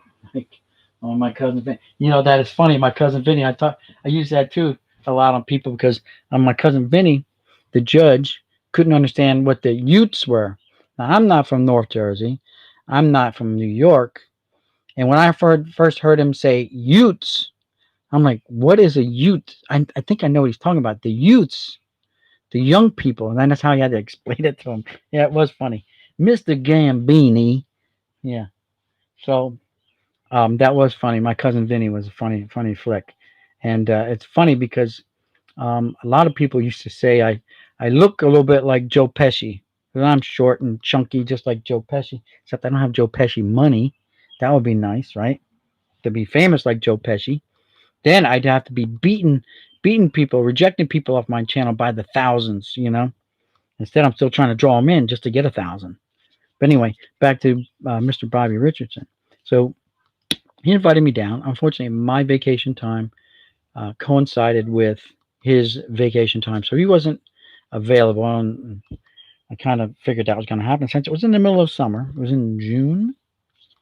So, but he was kind enough to send me this book, and he personalized it for me. Now I understand, talking to people, that autographed books are way more sellable if they're not personalized. Like it's just best wishes, Bobby Richardson. But I wanted him to personalize it to me because this book is for me. I don't plan on selling it. That's not what I got it for. I got it because I'm a Yankee fan. He is one of the guys that still has a connection, a link to my hero, Mickey Mantle. And I knew he was going to be able to tell me some crazy stories about his time with the Yankees and Mantle and all that good stuff. But it's a good read. This book normally sells for like $25. He sold it to me and paid the shipping $10. He personalized it to me. I've since written to him, and I've got letters from him and baseball cards that he signed. And every time I TTN'd him, I always sent him at least $5. He'll sign for free. But I send these guys, these older guys, $5 minimum, because they didn't make the money back then. You know what Bobby Richardson got when he signed his contract with Topps to do his baseball cards? You know what they paid him? $250. He had an option now. He could take $250 and do with it what he wants, go gamble it, whatever. Or he can get a color TV set. You know, he chose a color TV set so his mother-in-law and his wife can watch the Yankees games while he was in New York playing. Now, his wife and family moved up to North Jersey, like a lot of the ball players did. A lot of these Yankee guys lived in North Jersey and Central Jersey, and they would just commute to the stadium and stuff like that. It was easier. It wasn't as congested as it is nowadays.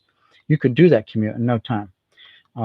But he had an apartment every year, and he would go to New York. He would live in North Jersey and go from this, his apartment to, I think one year he was sharing an apartment with Tony Kubek, I think was his like roommate for a while and stuff like that too, especially in spring training and stuff. And Tony Kubek does TTMs, and he's a Christian as well, and he does TTMs, but I think Tony may charge a little bit more for his signature.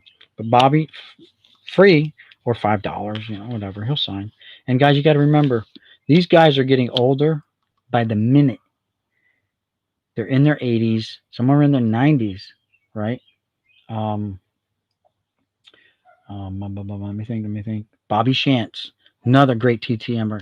You heard his name mentioned on several channels around here, around YouTube. Great guy. He lives on the other side of Philly, right? And great guy. Always does the Philly card show stuff. Hey, Chat Town, how's it going? Hold on, chat. No. There you go, chat. You're now moderator. You can link your YouTube channel and share that with everyone else so that we get everyone to help subscribe each other up. Gorilla, do you still have Lee's channel up? I don't have it up anymore. I went over to Michael's, and I'm watching Michael's videos stream, so I get caught up on his stuff. I am 11 and a half minutes into this last video, so I'm trying to get him some view time and stuff like that. And guys, you can do that. You can go onto these guys' channels, and you can have up to 7 browser pages open up for 7 different channels. And if someone's live, I'll stop in and say, hey guys, I'm here. I'm going to let your stream run, but I'm going to be going elsewhere. I got other things to do, and I'll go to someone else's channel and I'll do the same thing. And I'll let their channel run all the way to the end or whatever and get them that view time that they need. Remember, if you just pop in and pop out, you're killing the view time. You know what I'm saying? Like you just cut it in half if you come in and come out. Someone could be in there the whole time, and then you pop in, pop out, and just destroys it. Just so you know. I'm not telling you not to go in though. Go in, say hi, whatever. Spend a little bit of time. Yeah, Jeff, I'm a Yankees fan in South Jersey, but I grew up north of Philadelphia. So I'm not a Phillies fan. My son is. I don't know how that happened. My youngest son is a Phillies fan. I don't know. I tried to raise him right. I tried to make him a Yankee fan. However, I did not name him after a Yankee. I did not name him after myself. I didn't want a junior. I named him after, of all people, Ty Cobb. So he is, and that he was born around the same time that Pete Rose broke Ty Cobb's all-time hit record. So I wanted to honor Ty Cobb so that the memory of Ty Cobb will not be lost. Now, we didn't know that Pete Rose was going to end up gambling on baseball and not make it into the Hall of Fame.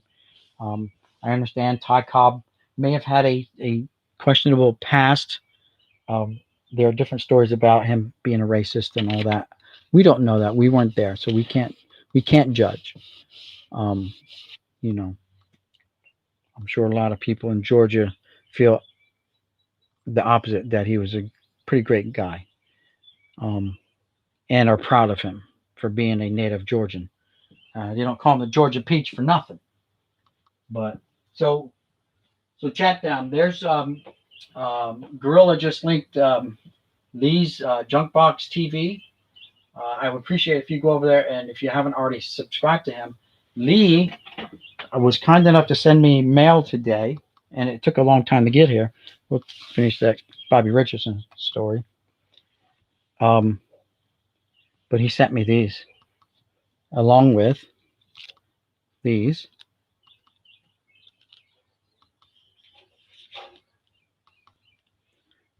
And the judge. But I am so stoked. I missed the bus on the whole Project 2020. And just last night I was watching these back pages, watch his video on it, and he talked extensively and at length about it. How he wasn't on board with it either. But his thing is, take off your baseball card glasses or baseball glasses, and you might want to get on board with this. If you're a prospector, if you're a guy who wants to turn a profit, it's almost guaranteed you're going to turn a profit. These cards are $20, $19.99, delivered to your door, right? This one in particular, I saw this and I'm like, I want this card. I want this Jeter card. I just fell in love with it.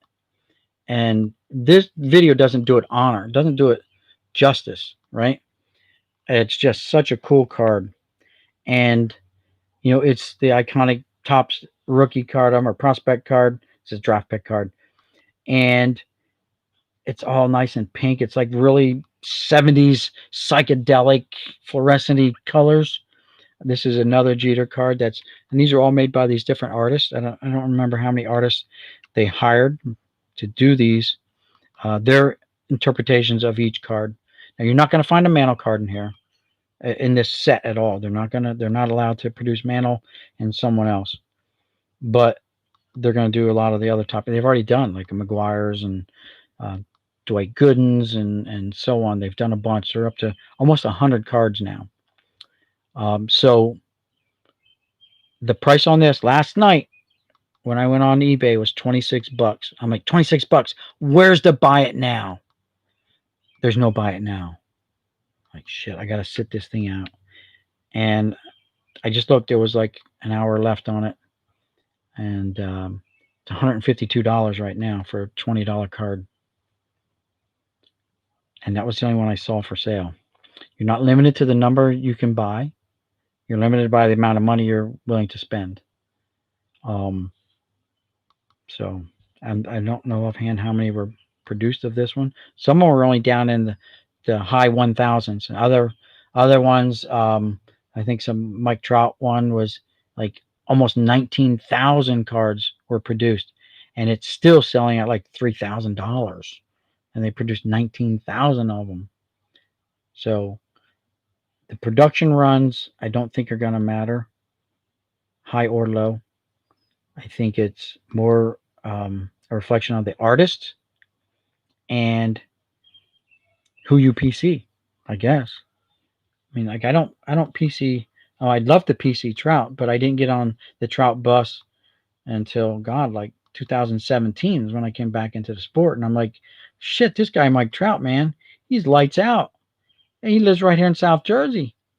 You know, I thought, man, I'd love to bump into him one day. Well, now he lives in California, you know, but he still comes back home, and he may do something still locally, you know, and I would love to be able to go down there and just meet him and say, hey, Mike, what an honor it is to meet you. You are the second coming of my idol, my hero as a kid growing up, Mickey Mantle. And I just want to thank you for what you've done because you kept your nose clean. You're like the Derek Jeter, you know, on the West Coast. Keep your nose clean. Play the game. Play it hard. Play it right.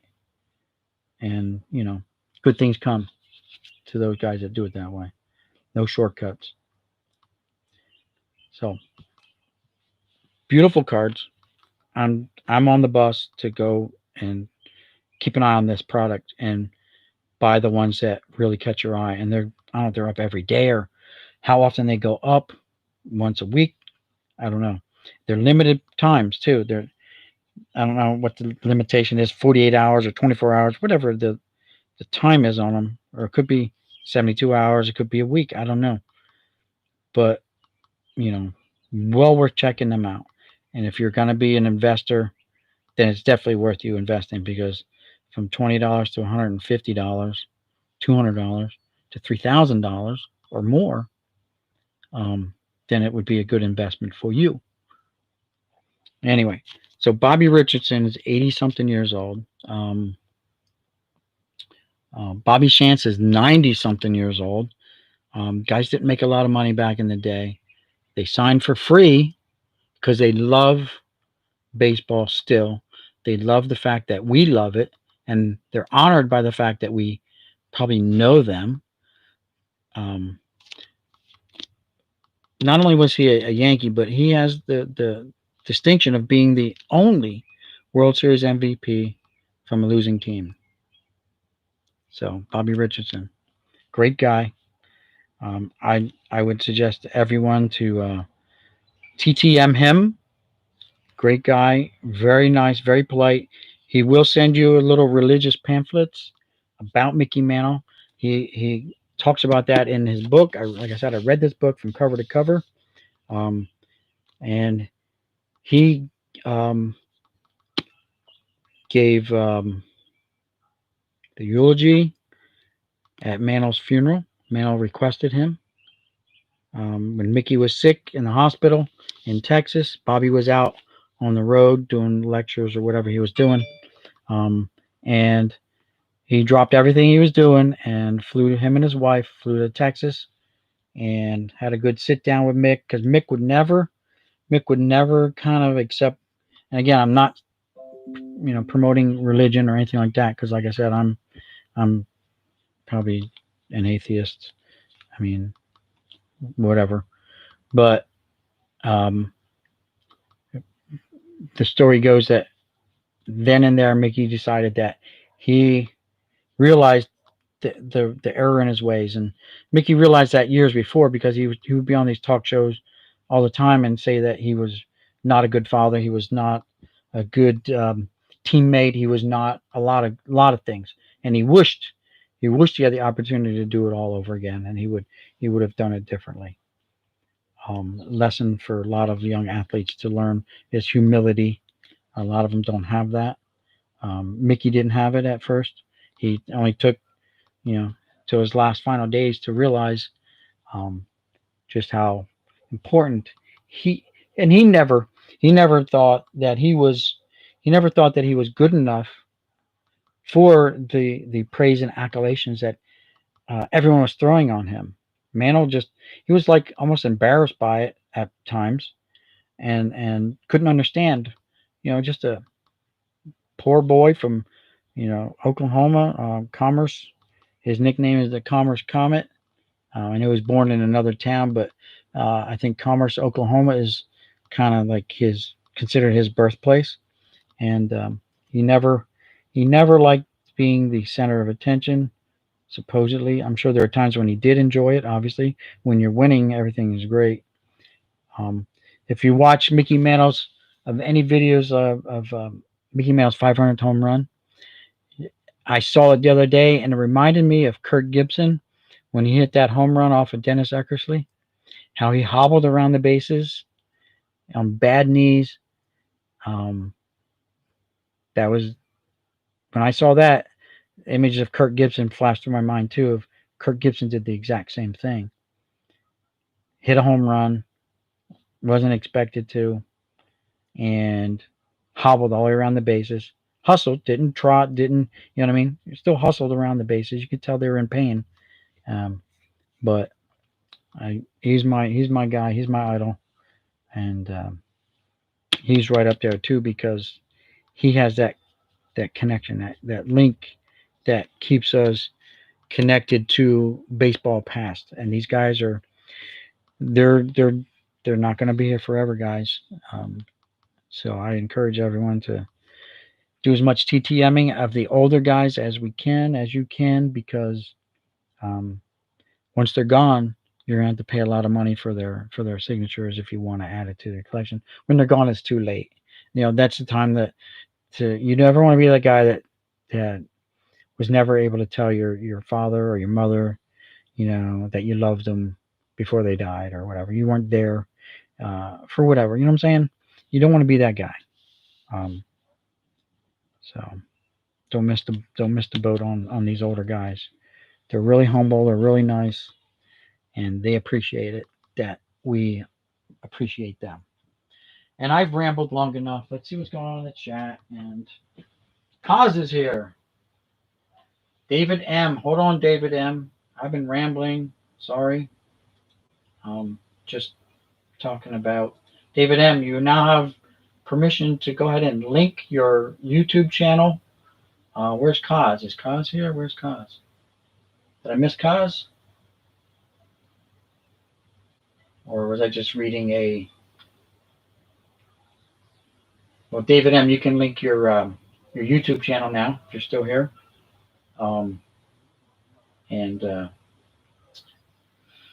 If someone wants to link Lee's back up there again, Jonk Box right there it is. Got it. Oh, maybe I saved it. Hold on.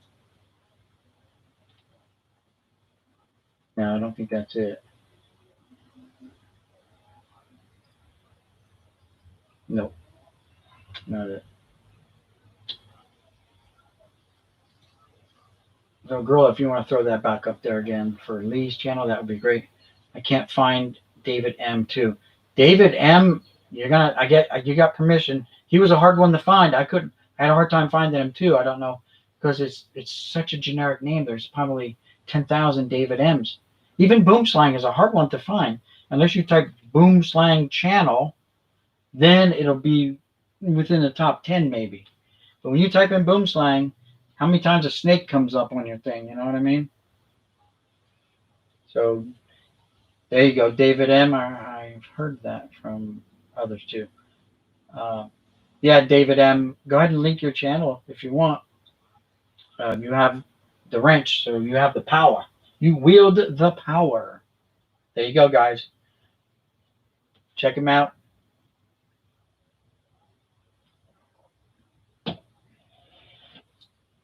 Yeah.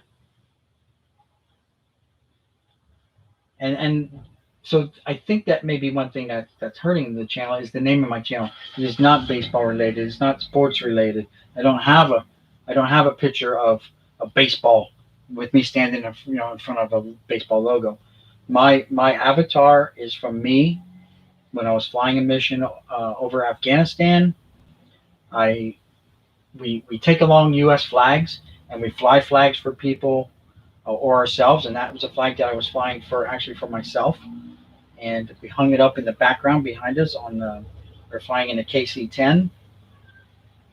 And I hung my flag up to fly it on a combat mission, even though we weren't dropping bombs or anything like that. We were just refueling fighters to help protect the guys on the ground. So we were in direct support of those missions. The fighters, if we weren't there, they'd have to land and go back and refuel. That way they can loiter forever, and until they got a target or someone would call in for help on the ground, that they're in trouble, they're in an ambush or whatever, they're pinned down. Then the guys with the fighters can go in and relieve the pressure on the troops. So we were as important because we allowed the pilots to stay and loiter longer. That was that particular mission. There was a 9-hour mission. We flew around like NASCAR drivers for 9 hours, and we only refueled one airplane. It was a nighttime refueling mission, so it was pitch black out, and all I could see was the exhaust, like they had afterburner on in the plane. I don't know why, but it was a B-1 bomber. I've seen them up close in the daytime. I've never got to see them refueling. By the way, guys, I have some of my videos. I have, like, on my channel, I list a bunch of my playlists for different videos that I've made. I've got, I have more videos than I have subscribers. Put it that way. I'm closing in on 800 videos.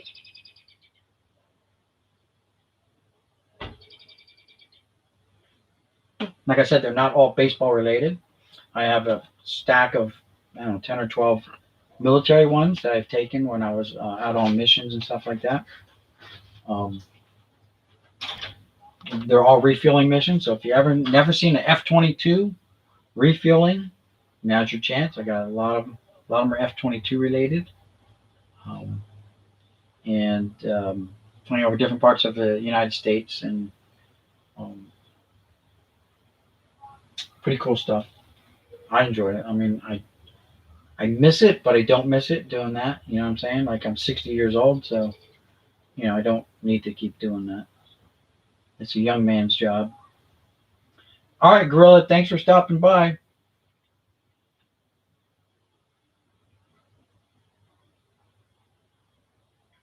Grouper. Yeah, you have a fishing channel going on there, Waxman? But that might be your pet fish. That may have been like your first grouper, your only grouper you ever caught. And to you, that's important. David's got one of the kids from Sandlot, I think, the catcher on his, right? Gorilla's got his daughter, and he gave her a mustachio.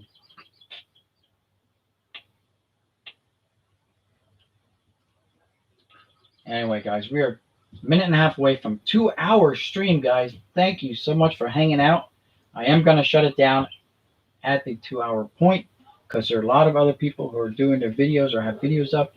And like I said, when I got home from work, I was kind of tired, but I started watching videos and fell asleep in my freaking chair.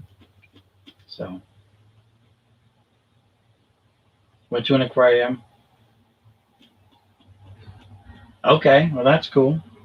Yeah, see, so, it doesn't have to be baseball related. Like, my name is not baseball related. At least Waxman, we can associate that with Wax Packs, and you got your 68. Could be Nolan Ryan, right? Rookie cards.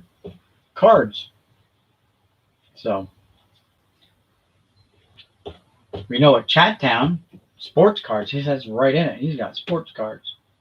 I got boom slang, and it's a snake, and people probably get confused when they look at my avatar and then my name and like, what the hell does this have to do with baseball?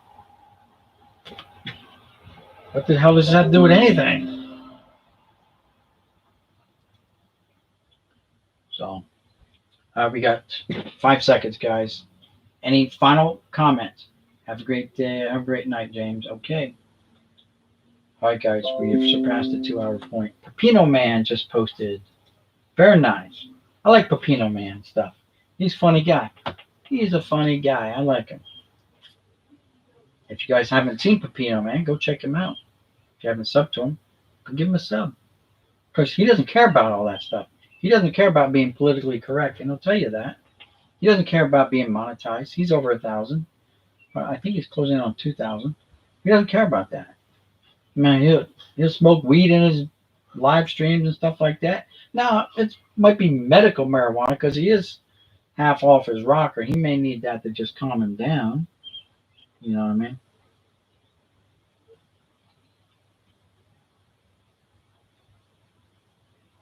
And 68 is the year of your birth. Okay, that's cool. 68. I was born in 59, guys. 1959. But you get better with age. Of course, that's what they tell me, but I don't know what age I'm going to start getting better at. Well, we'll see. All right, guys. And I have one person that is always the first one in my stream, and they remain anonymous. They don't say anything that I can figure out. I don't know if you guys have that one person that's always in your streams. Always. Like within the first minute or two, someone pops up and says, I don't say anything, but I see them there. So then I start my talking part of my video because I have someone in here and I don't want them to be bored. Alrighty, guys. All right, let's see. I appreciate you staying on this long. Guys, I appreciate you guys for staying on this long. Like I said, for me, the hours is not a thing. It's getting to that 1,000 subscribers. And we all need to have that. We all need to have, that's all our goals. I understand that. And what we need to understand, and what these other people need to understand, is we're not going to get there if we don't promote each other. So one way that I can do it is giving everybody wrenches. You can link your channels and you can go for it. You know what I mean? And we got Lee like 8 or 10, almost 10 subscribers tonight for his channel. And Lee's the guy. Lee over at Jonk Box TV sent me these beautiful cards tonight. Sent them to me free of charge. He's a great guy. He's been on my channel since almost day one when I started doing baseball cards. Been a long-time subscriber. We've exchanged packages before. He lives in South Korea. Let's see. Oh, I gotta go back. Gorilla posted it. Right there it is. So let me get this.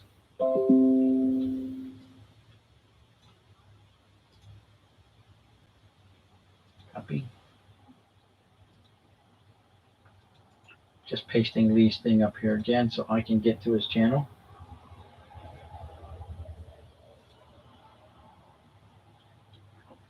Amil Tenny just posted the video. All right, that didn't work. Try it again. Control V. There we go. All right, so there he is. He's got 44 subscribers. We got him exactly 10 subscribers in 2 hours, guys. Can you imagine the power if we all do this and we spread the word? You don't have to send cards or anything like that. We can just spread the word about each other. This is just what drew people in today, is these pictures of these cards. Awesome. I love that pink Jeter. Like I said, it was on eBay. I got my notification. It's up to $152. $20 card, guys. It's at $152 and growing. In fact, I'm going to go back there right now. I'm going to check it. Watch list. You don't have to ask me to log in every freaking time. I am who I am. All right. So it's got 41 minutes left, and it's up to 152.50. So the bids have slowed down on it. There's 44 people watching it. Crazy. 44 people. They stopped bidding on it. And thank God I got one. I have to get in a bidding war because I'm like, it started last night. I looked at it, it was at $26. And I'm like, where's the bite now? Where's the bite now? There was no bite now. I'm like, crap, I'm stuck here.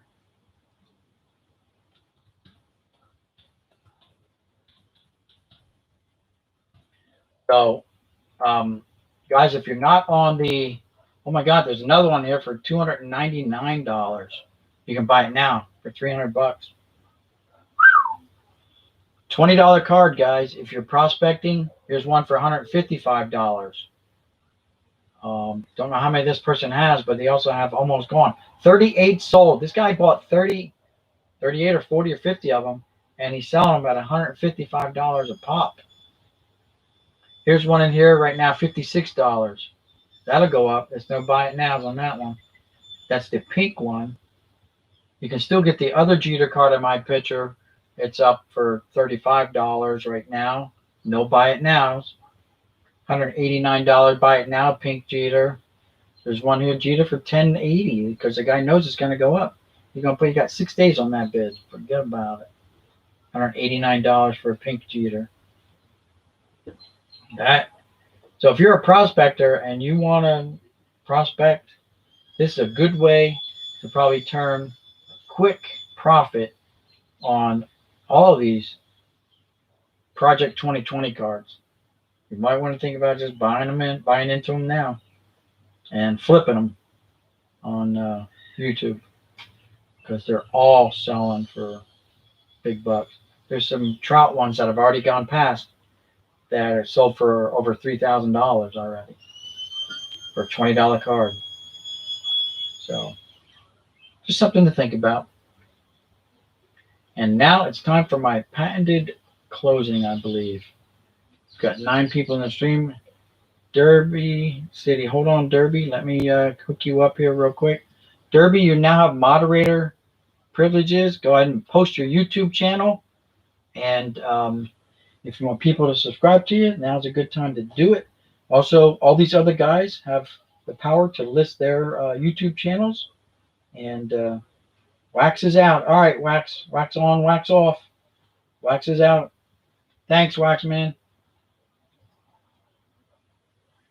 Yeah, thanks, guys, for stopping by, everybody. Again, this is not me. I'm just quoting someone else's channel. I believe it's Sports Collector. Something. What is his name? Anyway, love the hobby, guys. That's Pepino Man, right? And be kind to each other. And all those other famous quotes from all these other famous YouTubers that we all know and love, to, just lift each other up, get the subscriptions out to these guys. We're all little guys. We're all trying to get to that 1,000 goal. And a quick way to get to 4,000, guys, is to live stream your stuff. And that's going to get your view hours up. Donald Blumdahl probably got 100,000 hours this year already because he live streams like all the time. But he knows that. He knows he gets the view hours. People come in and hang out like you guys hung out. I'll tell you what, in the description of this video, I'm going to put how many hours I got credit for 2 hours and 10 minutes. And the max was like 9 people in here. I got 9 thumbs up. So I believe the max was 9 people. I'm going to put in the description how many view hours you guys gave me credit for, so you have an idea of what live streaming can do for you and your channel. It's not something you want to do all the time, but you can do it once a week or twice a week to get that up. Get your view hours up. If you're already at 1,000 and you have a problem with view hours, this is one way to do it.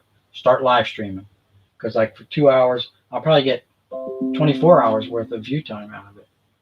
It's all based off of the number of people in your channel and how long they stay. Got 10 thumbs up, guys. Thank you very much, guys. Again, thank you to Lee over at Jonk Box TV, sending these beautiful cards. I love this Derek Jeter pink one, and I just can't say enough about the guy. He's such a super, super nice guy. This is the second package he sent me, Topps Now stuff. This is the 2020 Project 2020 stuff, but he sent me some other stuff. Last year's All-Star Team, National American League, and the participants in the Home Run Derby, which would be Pete Alonso, Vladimir Guerrero Jr., and whoever else was in it. A bunch of beautiful cards, sets. Both complete sets, very nice. Again, can't thank him enough. And he's at work right now. He was in the channel at the beginning, but in South Korea, it's work time where we're kind of settling down for the evening here on the East Coast, and you guys on the West Coast. It's evening, it's afternoon for you guys too on the West Coast. It's 3:30 in the afternoonish. So thanks guys for coming in, hanging out, chit-chatting, talking baseball. Hope I didn't bore you too much. I just tried to share my experiences, and you guys get to share your experiences, what you like to. Yeah, that pink card derby is the tops now. I don't know if you're here when I was tapped out over to eBay, and this card is selling anywhere from like $150 to $300. That pink Jeter. Thank you, Chat Town. You two have a great night. We'll see you guys around in the channels. I don't know when John Jabs is doing his next live auction. Thursday night? Maybe tomorrow night? I don't know. I enjoy spending time in John's live chats. He's a nice guy. He sent me my last video. You saw the video, the stuff I won off of his auction. First time buying from his auctions. He was just going to watch. Anyway. Yeah, so that pink one and the one next to it, those two Derek Jeters are the Topps Project 2020 cards. And beautiful cards. Jeff Airtime, thank you. Neighbor. Don't forget to check out Jeff Airtime. He has his live streams on Sundays, guys, and he gives away a lot of cool prizes, free. All you gotta do is be, good at trivia of all kinds, wrestling included. Know some music because he does like an audio trivia, I think, as well for music. And but that pink card is, yes, beautiful card. And if you're a prospector, you want to get in on it. If you're just going to buy them to flip them, it's a really quick. It's a cash grab for Topps, but it's an even bigger cash grab for these guys that are buying in. There's one guy I saw, he had sold 38 of that pink Jeter already. So he must have bought maybe 100, who knows? At $20 a pop. Delivered to your door. I saw that Jeter and I just about like, but it's expired. They only produce them for a certain time frame, and they don't care about the amount ordered. You got 24 hours, you got 72 hours, however long it is. Yeah, one guy that really, like, I heard about it before, and when I saw some of the examples, I'm like, they look crappy, But then after watching Those Back Pages video last night, yesterday, about this time, he was talking about how he had the same thinking that I had, but they're not really cards. They're not, they're Topps, but they're not like regular production runs. But if you're a prospector or you just PC a guy, you want to get these cards for sure. Unless you can't absolutely not afford it, then I would not suggest buying them either. One thing I've learned over the years is family always comes first. Take care of your family first and your family's needs. Baseball cards is it's paper, guys, and until you sell it, it's useless. They're not worth the paper they're printed on, what you paid for. But prospecting is a different thing, and if these cards are all going to sell for more than what you paid for them, then it becomes an investment. And trust me, there's a lot of investors out there buying these things up and selling them, buying and flipping. It's all they're doing. So if you don't want to be caught in one of the guys that get caught up in the whole flipping thing, you just want to buy in right from the supplier, from the source, Topps 2020. It's Topps.com, something like that. And yeah, go to their website, check them out, give them a follow, I guess. Why not? Oh, did you guys hear about the Mike Trout card that sold for $900,000? I totally forgot about that when this Jeter popped onto the scene here. Did you guys hear about the Mike Trout rookie card that was autographed? It was a Bowman, right? Bowman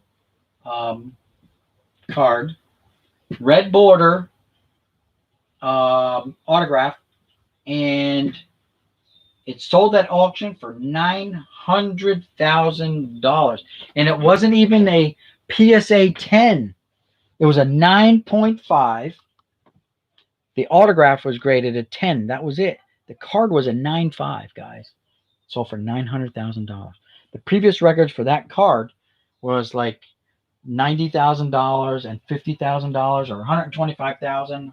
It's $125,000 and $50,000 prior to this auction. At this auction, it outsold, with all the Jordan hype, it outsold a Michael Jordan rookie card.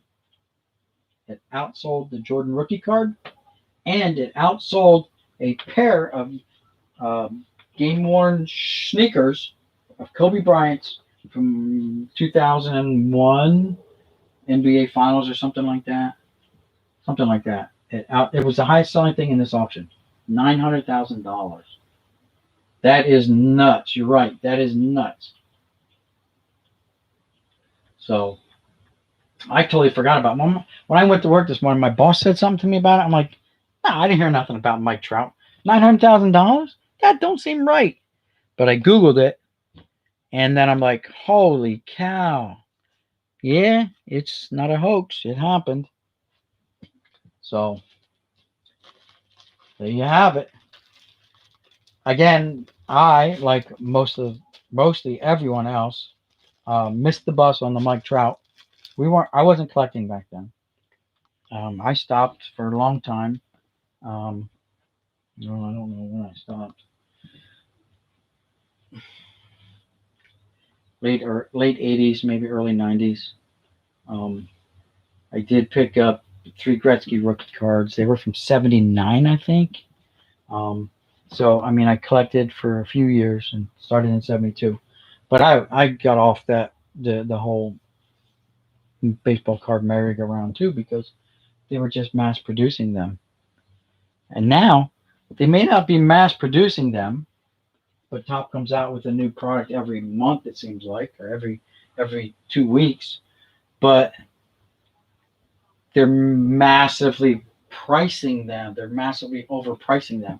So they're making it hard for us to be able to buy them. Us, meaning the layperson, the guy who works every day, got a job, you got a family, you got bills. You can't afford to just keep dumping money onto cards. You don't want to go into debt. I would not suggest going into debt for baseball cards at all, for anything. Just not worth it. And I can't afford them, to pay thousands of dollars for one card. I'd rather spend hundreds of, $100 for 100,000 cards and take my chances that way and see what I get. And I seem to be doing pretty good at that. You know what I'm saying? My collection has grown leaps and bounds.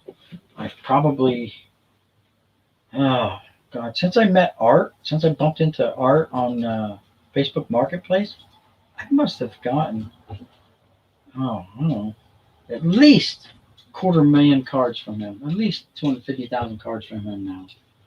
And I kind of guesstimated that I was at 2 million cards. So now I'm at like 2.25 million.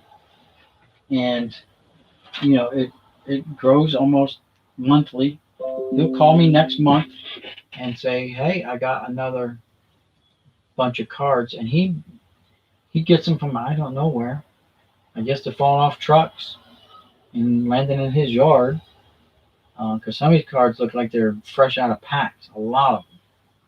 And they may have picked out what they wanted. Like, I don't get all the Hall of Famers.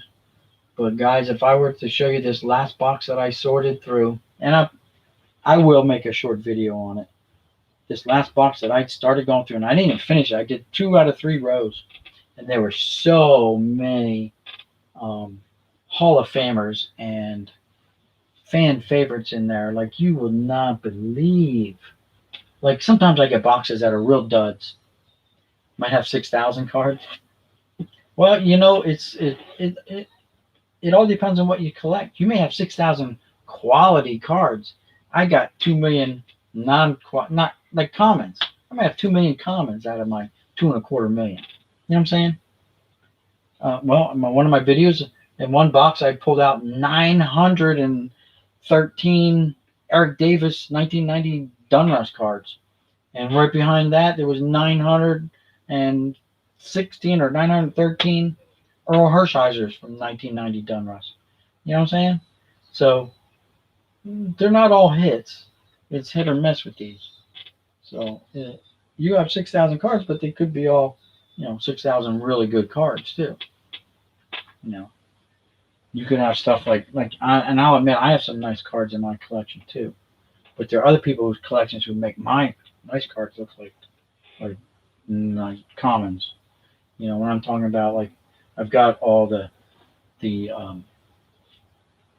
75 George Brett's, the 75 Robin Yount's. I got all those guys from the 80s and earlier, like all their rookie cards. I have 2 Nolan Ryan rookie cards in my collection. Reggie Jackson rookie card. I've got like 11 different Mantle cards in my collection. None of them which are rookie cards, by the way. I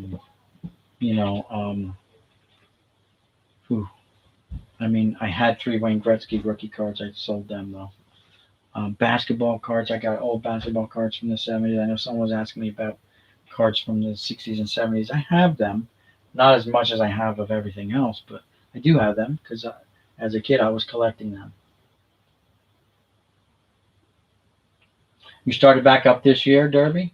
Okay, and that was because let me guess, because you saw Eric Jab's channel, which is always suggested to everyone. And he's the most popular, baseball card YouTuber out there right now. He may be surpassed by Phil's pulls, but Phil's pulls can relate to you his experiences in the big leagues because Phil Hughes was in the major leagues for quite a while. That's who it is. Phil's pulls is Phil Hughes, former pitcher for the Twins, the Yankees, and a couple other teams probably. Just a little background on Phil. I did some wiki searching on him, and his last full season, his contract was $13.8 million or $13.2 million. It was over $13 million, guys. So this guy Phil, nothing for nothing, but he's got money to throw at these cards, and you see he breaks a lot of high-end stuff, and that's why he's growing so fast. Is that he's drawing people in with the big the wow factor. Let's call it the wow factor. I don't have that wow factor on my channel. I can't afford that wow factor. I didn't make $13 million a year, So, and I'm not saying nothing about Phil. Phil earned his money. I'm not saying he didn't earn his money. I'm just saying that he's got money to spend on his hobby where you and we don't. So I don't like living in that fantasy world where, like, oh wow, it'd be great to own that card. I try not to live in that world because it gets you nowhere. Jobs is one of the first. He was for me too.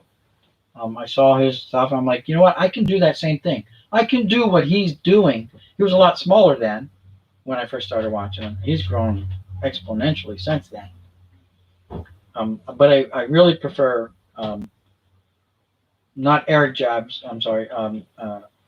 Eric was the first one, like the Jab family. Eric was the one I kind of first started watching. But once I learned about John,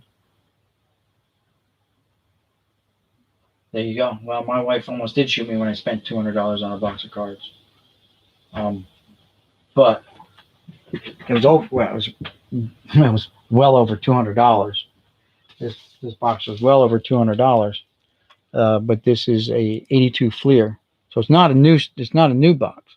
The old stuff is expensive too now. This is 82 Fleer, and the Cal Ripken Jr. rookie card is in here. And if you pull a Gem Mint 10 and you want to sell it, it's selling on eBay for $1,200 to $1,400, and Price is probably going up on that now. That price is a couple weeks old since I looked at it. But if you pull one out of here, that's what you could get it on a Gem Mint 10. There's a nice return on your investment, which I'm trying to sell this in a break. And these are cello packs, $15.50 delivered to your door per pack. I'm trying to sell the break on my channel. See if I can, muster up obviously more support for my channel in the form of subscribers and stuff like that on that push for 1,000 subscribers. So I did. I spent quite a bit more than $200 on that box, but my wife was cool about it. Yeah, I know. When I first found him, he was under 40,000 anyway. He just went nuts again.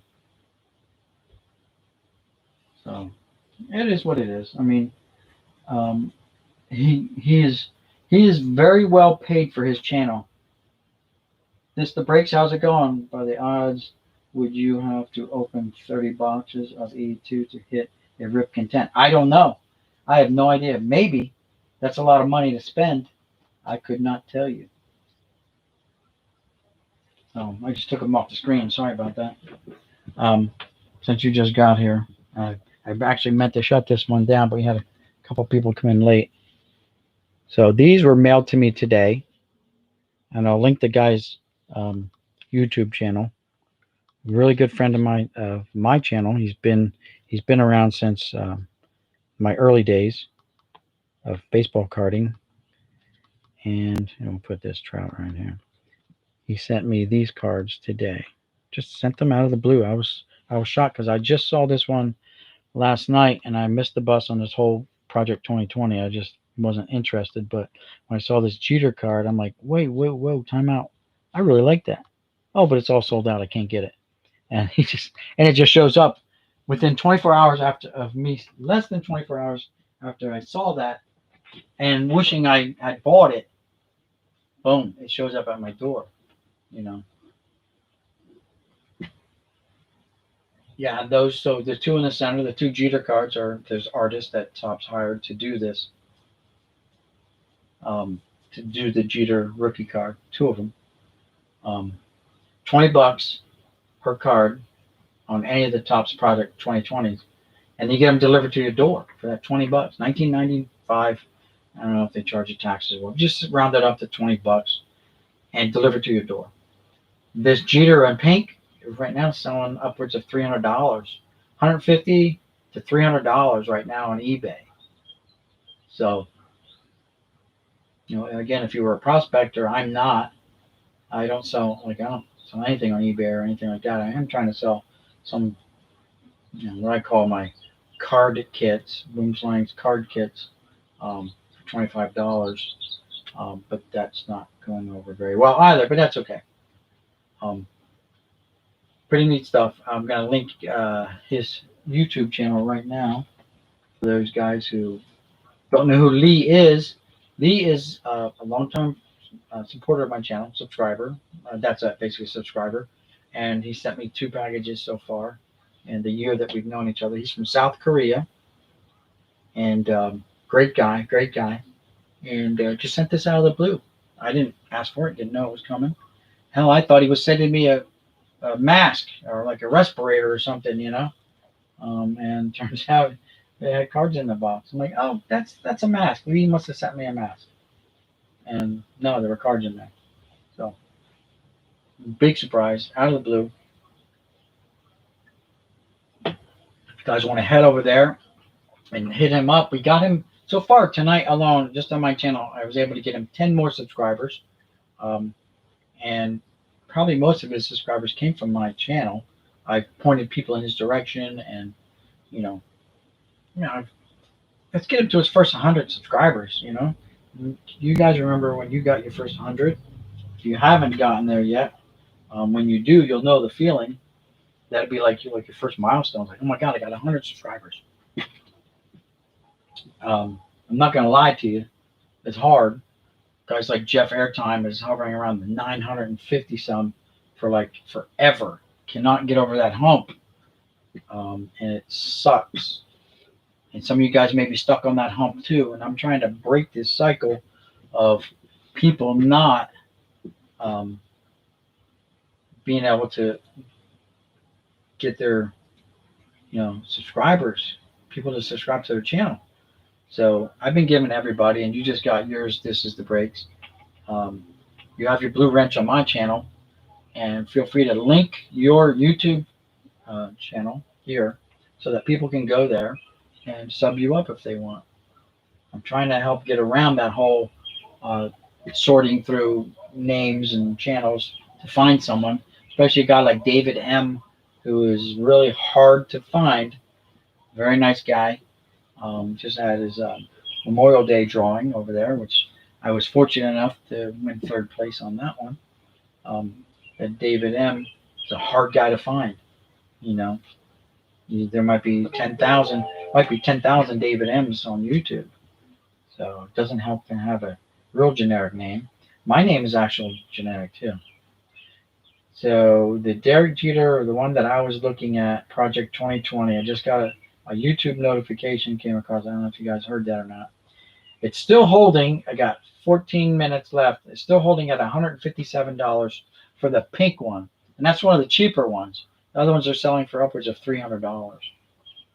So, God, I wasn't going to, it started last night, 24 hours ago at $26. And it's already up to $150. So I've been telling people, if you're really an investor, or you want to try to make a few bucks, then buy some of these cards and throw them on eBay and, make a little bit of money, put some change in your pocket so you can buy some of these other boxes or buy into these other breaks. If that's one way, it's a $20 investment, but you can get a very substantial return on your investment, depending on the card, depending on the artist, depending on the player on the card and the artist that drew the card.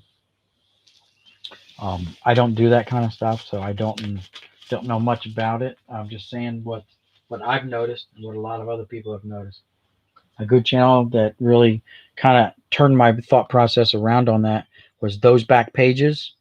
I watched his video last night about it, and I'm like, yo, I saw 2 Trout cards on his, and I'm like, man, I really love that one Trout card. It's really nice. With the fancy black lettering, Trout and black lettering. Looks almost gothic. I'm like, that is an awesome card. You can't get them. They're only limited times, limited production runs. The production runs are limited to the number of orders, but the time frame is where you're limited, 24 hours, 72 hours, a week. I don't know what the limit is, but I don't know how often they put them up, once a week or on every Thursday they post new cards. I don't know how they do it because I haven't been following it. But definitely, if you want to try to make a few bucks, put some coin in your pocket. You buy 2 cards, you put 1 card in your PC, sell the other one, and you'll get enough money back maybe to buy 2 of the next card and continue the process that way to, add these cards to your PC, whatever. But it can get very expensive. They're up around 100 production, different cards produced already, like the McGuire's and stuff like that. As a matter of fact, I think he said on his channel that the McGuire cards they couldn't do. I read it somewhere. They couldn't do the McGuire rookie card. They did another one. They couldn't do the McGuire Team USA because someone else owns the rights to Team USA now, Panini or someone like that. Same way with Mickey Mantle. They can't do a Mickey Mantle card whatsoever because Panini or someone owns the rights to all Mickey Mantle card production right now. They own that, the license to that. That's it. No one else has that license. Because I was really hoping for a Mantle card. I'd be like, man, I'll buy a Mantle card anytime, no matter who the artist is. But it's not going to happen for me. And then this one just showed up. I'm like, what are the chances? So Lee, guys, go check him out on his YouTube channel. Give him a sub. Show him some love. He doesn't speak a lot of English. A lot of times he's just got music in the background. But he has pretty nice cards, all from Urban Card Breaks. Finally hit 1,000 this week. See, I would think that Urban Card Breaks was a big channel just by the name, Urban Card Breaks. I just was messaging him back and forth over YouTube about ways of streaming live because I don't have 1,000, and he was able to do it using Steam Labs or something like that, SteamYard, something like that, Steam Labs. So my local flea markets are opening up this weekend. I want to go do it. I want to stream live and bring this live experience to you guys of my flea marketing and what I do. I know the Jab family used to do the flea markets and stuff like that, and people really, I enjoyed it too. And I'm like, well, I go to flea markets. Why can't I do that? And then you hit the barrier that YouTube throws up at you, the requirements that prevent you, like they're controlling the little guy. Like they just seem like they're trying to keep us down. They don't want us to grow. We got to really bust our ass to grow our channels. You know, work. They want us to work really hard at it. Whatever. I understand hard work, sure, but don't change your rules 3 times since I started doing my YouTube, and that it was this way first, and then you change it to this, and now we're into my 3rd different format of being able to let's just say get monetized, because a lot of people think that that's what it's about. The 1,000 subscribers, 4,000 hours. Well, you know, it's just getting ridiculous. It's getting. I would like 2 months ago, I was ready to give up. I was ready to just throw it in, pack it in, because I was sick and tired of trying to grow my channel, and no matter what I did, it didn't seem like it was growing. I was stuck. I was at 750, like 755, and I dropped down to 730, and I couldn't figure out why. I dropped all those like 25 subscribers, and it took me 6 months, guys, no kidding, 6 months to get back to 750. And then I had my 750 giveaway, and because I didn't want to fall behind again, I'm like, I'm giving this away this time, and if I drop below 750, that's it. I'm done. I'm not going to do this crap anymore, you know. And I already pre-recorded my 1,000 subscriber giveaway. I shot my 500 subscriber giveaway, my 750 subscriber giveaway, and my 1,000 subscriber giveaway videos all on the same day, right back to back to back, right? In anticipation of growing my channel. And it's taken what seems like a long time. Obviously, in some other people's terms, a year is not a long time. But for the amount of effort that you put into it and the thought, what you want to do, and you become your own producer, your own director, your own editor, and you know, it adds up, and sometimes it just doesn't feel like it's worth it. And you guys know what I'm talking about because you've gone through the same thing. You know, you've had the same experiences, the same thoughts, the same results. You know, the perceived results of all your effort or lack thereof for your content or whatever. And just, you know, I was like 2 months ago, I was just going to give it up, and I decided I'm going to give it one more shot. And this time, like, okay, they're starting to stick. I'm at 775, I think, right now. I don't know. Let's see. I don't know where I'm at. But, I mean, it's 776. I mean, great. I love it. I'm showing progress. But it's still a long way to go when you look at guys like Jeff Airtime, who does a great Sunday live stream. I don't know if you guys ever been to Jeff Airtime's live stream, but you really got to check him out. He gives away a lot of stuff during that 1 hour. I believe it's like a 1 hour show. I don't think it goes for 2. It might, but I think he tries to keep it to 1. And he gives away like 10 different prizes, 15 different prizes. And the trivia questions, some of them are about a song. Well, what is this, you know, what's this song, or like from what movie is this song in, or something like that, whatever. Or baseball trivia questions, wrestling trivia questions. So you're not painted into a corner where only baseball guys can answer. He'll ask a wrestling question or a basketball question, something else to change it up. So guys who know a lot about wrestling, obviously, them have an advantage, and people who don't know baseball are not always at a disadvantage if they're basketball guys or if they are wrestling guys. You know what I'm saying? So he mixes it up a lot. And he's my neighbor. He lives like 5 minutes away from me. I didn't even know that until like a month ago. So This truly is a small world. And I know there's some other guys that live over in Philly area that are rather close. Me, I live in South Jersey, about 35 miles from Philadelphia and 40 miles from Atlantic City.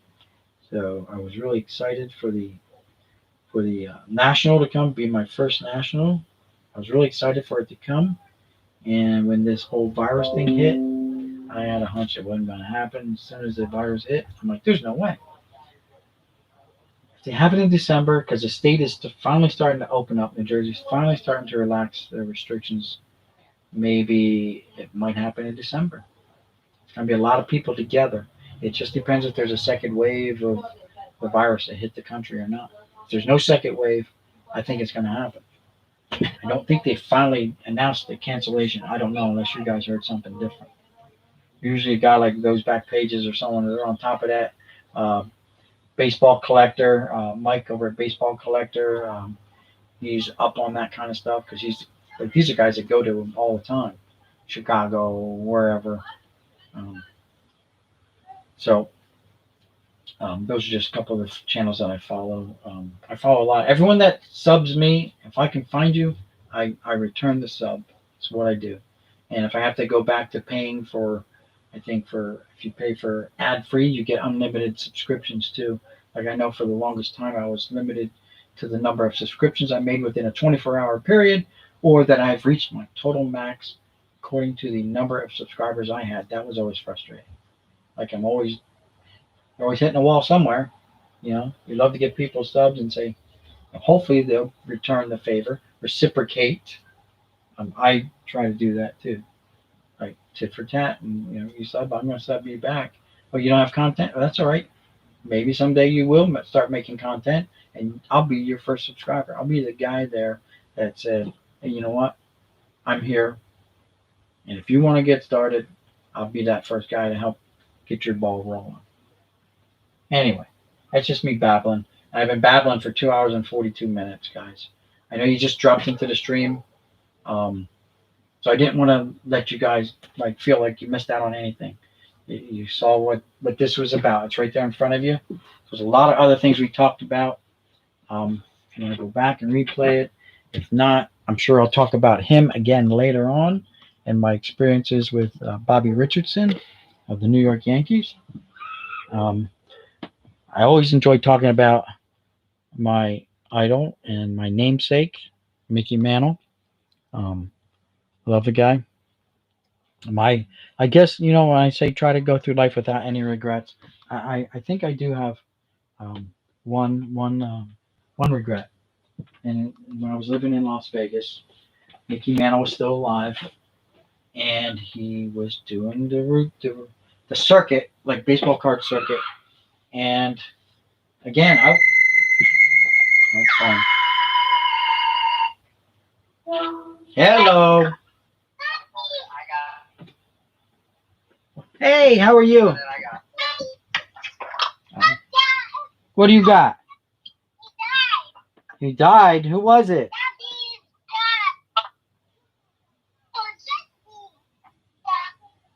What is it? It's a bee. Oh, he died? Oh, that's sad. The bumblebee died.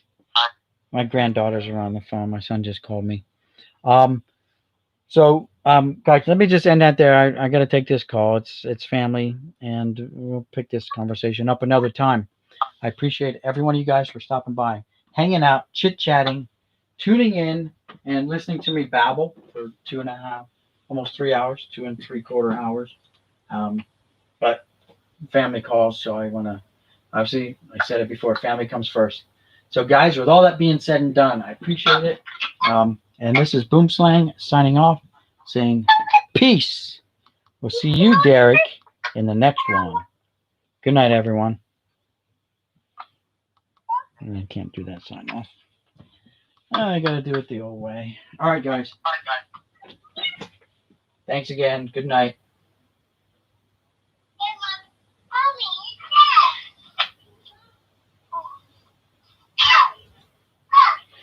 Why did